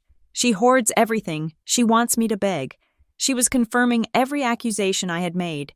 She was weaponizing motherhood, turning the biology of birth into a debt ledger. I looked at her. I looked at the woman who had given birth to me, and I felt nothing. The cord was finally cut. I stepped closer to her. I didn't yell. I lowered my voice, so she had to lean in to hear me. "I don't owe you a thing." I said, "Not anymore. The debt is paid." I pointed to the door. "You talk about being a mother," I said. "You talk about raising me. But let's be clear about one thing." I took a breath, and I delivered the verdict. "You don't get to cash in on the title of mother after you refused your granddaughter in the NICU." Darla opened her mouth to speak. "Get out," I said. I didn't wait for her to respond. I turned my back on her. I walked over to Rowan and took my daughter back. I held Maisie against my chest, burying my face in her soft, clean hair. Behind me, I heard Grandpa Walter speak. "Leave, Darla," he said, "before I call the police and have you removed for trespassing, and take Sloane with you." There was a moment of hesitation, a moment where the old Darla might have tried to negotiate, but the old Darla had relied on our silence, and the silence was gone. I heard the click of heels. I heard the door open. I heard Sloane muttering something about calling a lawyer. Then, the door slammed shut. The sound echoed through the house, final and absolute. I didn't turn around. I just held my daughter. I felt Ethan's hand on my back. I felt my father's grief in the center of the room. And I felt the first true breath of freedom I had taken in 9 years. The door had barely latched shut, the echo of the slam still vibrating in the floorboards, when the silence in the room shifted. It was no longer the stunned silence of a scandal exposed. It was the heavy, expectant silence of a courtroom waiting for the judge to bang the gavel. My father, Frank, was still on his knees on the rug. He was weeping quietly, his shoulders shaking, a man whose entire worldview had just been dismantled in front of his granddaughter's crib. Ethan stood beside me, his hand warm on my shoulder, while Rowan, the nurse, quietly cleared the teacups, moving with the respectful invisibility of someone who knows that grief needs space. Grandpa Walter did not sit down. He stood by the fireplace, his silhouette sharp against the midday sun streaming through the window. He looked at my father. Then he looked at me. "Get up, Frank," Grandpa said. His voice was not angry anymore. It was calm. It was deadly. "We are not done." Dad struggled to his feet, wiping his face with his sleeve. He looked like a ghost. "I am sorry, Dad," he whispered. "I didn't know how to stop her." "I know," Grandpa said. "That is why I did it for you." Grandpa reached into the inside pocket of his blazer. He didn't pull out the manila folder this time. He pulled out a sleek, leather-bound document holder. "I met with my attorney this morning," Grandpa announced. He spoke to the room, but his eyes were locked on mine. The will is gone. Kenzie, the one Darla tried to rewrite, I shredded it. He opened the leather folio. This is a new trust, he said. The Maisie Webb Irrevocable Trust. I stepped forward, shifting Maisie in my arms. A trust. Everything I have, Grandpa said, his voice thickening with emotion. The house, the savings, the union pension, the investments, it is all going into this trust. And there is only one trustee, he pointed at me. You, he said. Kenzie, you control the assets. You control the distribution. You control the future. My father looked up, his eyes wide. Kenzie, she is the only one who knows the value of $1, Grandpa said firmly, and she is the only one I trust not to use money as a weapon. He turned to my father. I have allocated a stipend for you. Frank, Grandpa said, it is enough to live comfortably. It is enough for your heart medication and your golf fees. But there is a condition. Dad nodded, bracing himself. Anything. You only get the money if you maintain completely separate finances from Darla, Grandpa said.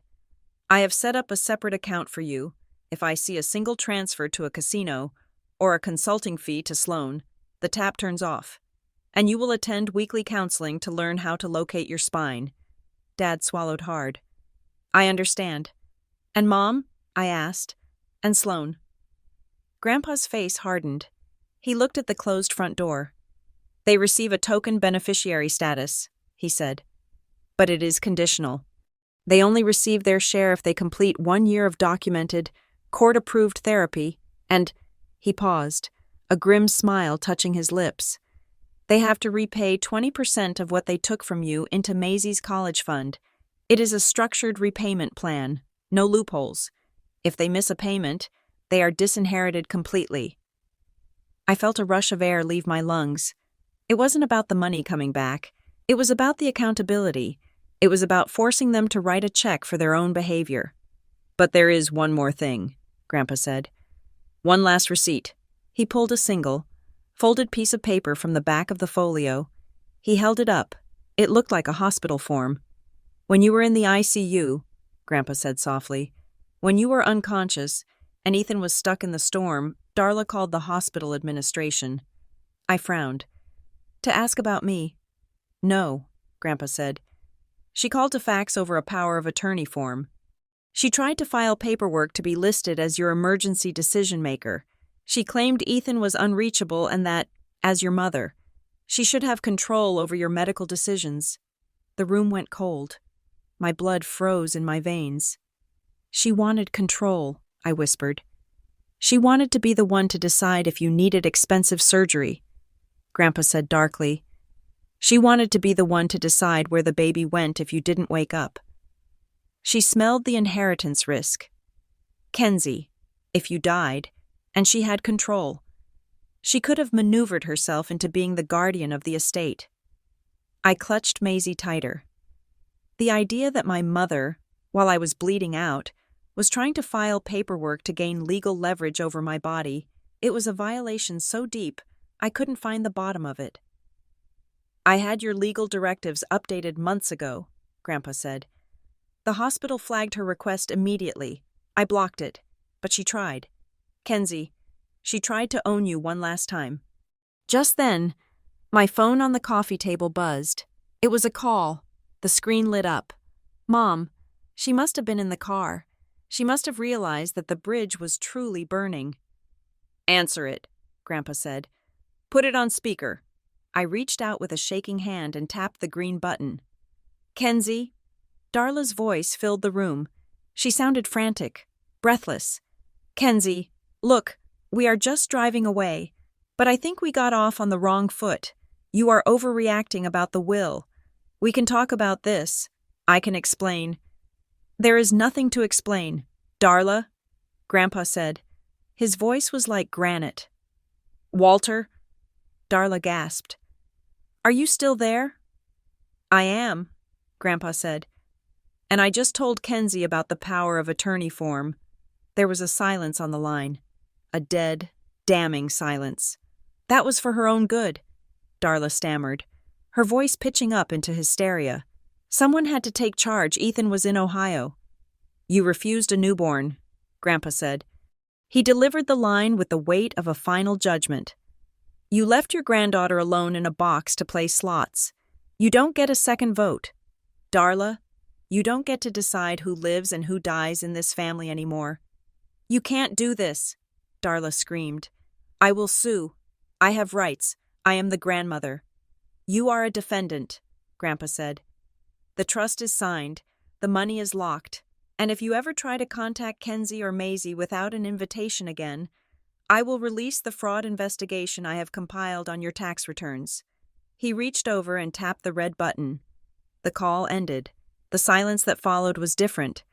It was the silence of a storm that had finally blown out to sea. The consequences rolled out fast in the months that followed.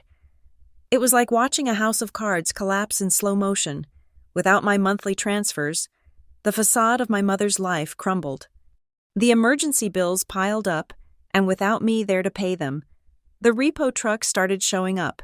The lease on the SUV was terminated. The riverboat trips stopped.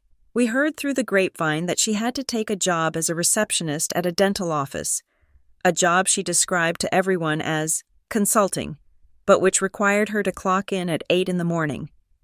Sloane's brand evaporated the moment the funding dried up. She couldn't afford the trips to Tulum or the designer unboxing videos. She was forced to move into a studio apartment with 2 roommates, and for the first time in her life, she had to get a job that didn't involve a ring light. I saw her once, months later, working the counter at a high-end boutique. She saw me, looked at my stroller, and looked away. We didn't speak. There was nothing left to say. But the biggest change was my father. He moved into a small apartment near the golf course. He separated his finances. He went to therapy. It was slow. It was awkward. He didn't know how to be a father without Darla's script. He would come over on Sunday afternoons, sitting stiffly on the sofa, holding a toy for Maisie. He apologized a lot. He cried sometimes, but he showed up. He learned that love wasn't about grand gestures or crisis management. He learned that love was sitting on the floor and stacking blocks. He learned that love was listening to me talk about my day without checking his watch. He finally learned what showing up looked like, and then there was the closure I didn't know I needed. It was a Tuesday afternoon, about 6 months after the brunch. I walked into the living room and found Grandpa Walter sitting in his favorite armchair. Maisie was asleep on his chest, her tiny hand gripping his shirt collar. Grandpa was humming. It was a low, gravelly sound, an old Union song he used to sing when he worked on the steel beams. He wasn't looking at his phone. He wasn't looking at a spreadsheet. He was just looking at her. I leaned against the doorframe, watching them. The sunlight caught the dust motes dancing in the air. I realized then that for 9 years, I had been paying for a counterfeit version of this moment. I had bought into the lie that family is blood, and that blood requires payment. But family isn't blood. Family is presence. Family is the people who drive through a blizzard. Family is the grandfather who keeps the receipts. Family is the night nurse who holds your hand when you are scared. Grandpa looked up and saw me. He smiled. He didn't say anything. He didn't have to. I walked over and kissed Maisie's forehead. She stirred, let out a little sigh, and settled deeper into Grandpa's arms. I whispered a promise to her then, a promise that would be the foundation of her life, built on the rubble of my own mistakes. You will never have to earn my love, Maisie, I whispered, and no one will ever charge you for it. Thank you so much for listening to this story. I would love to know where you are tuning in from. Please drop a comment below and let me know your country or city. It is amazing to connect with listeners from all over the world. If you enjoyed Kenzie's journey of justice and redemption, please subscribe to the channel Emma Revenge Stories. Hit the like button and smash that hype button to help this story reach more people who might need to hear it. Your support means the world.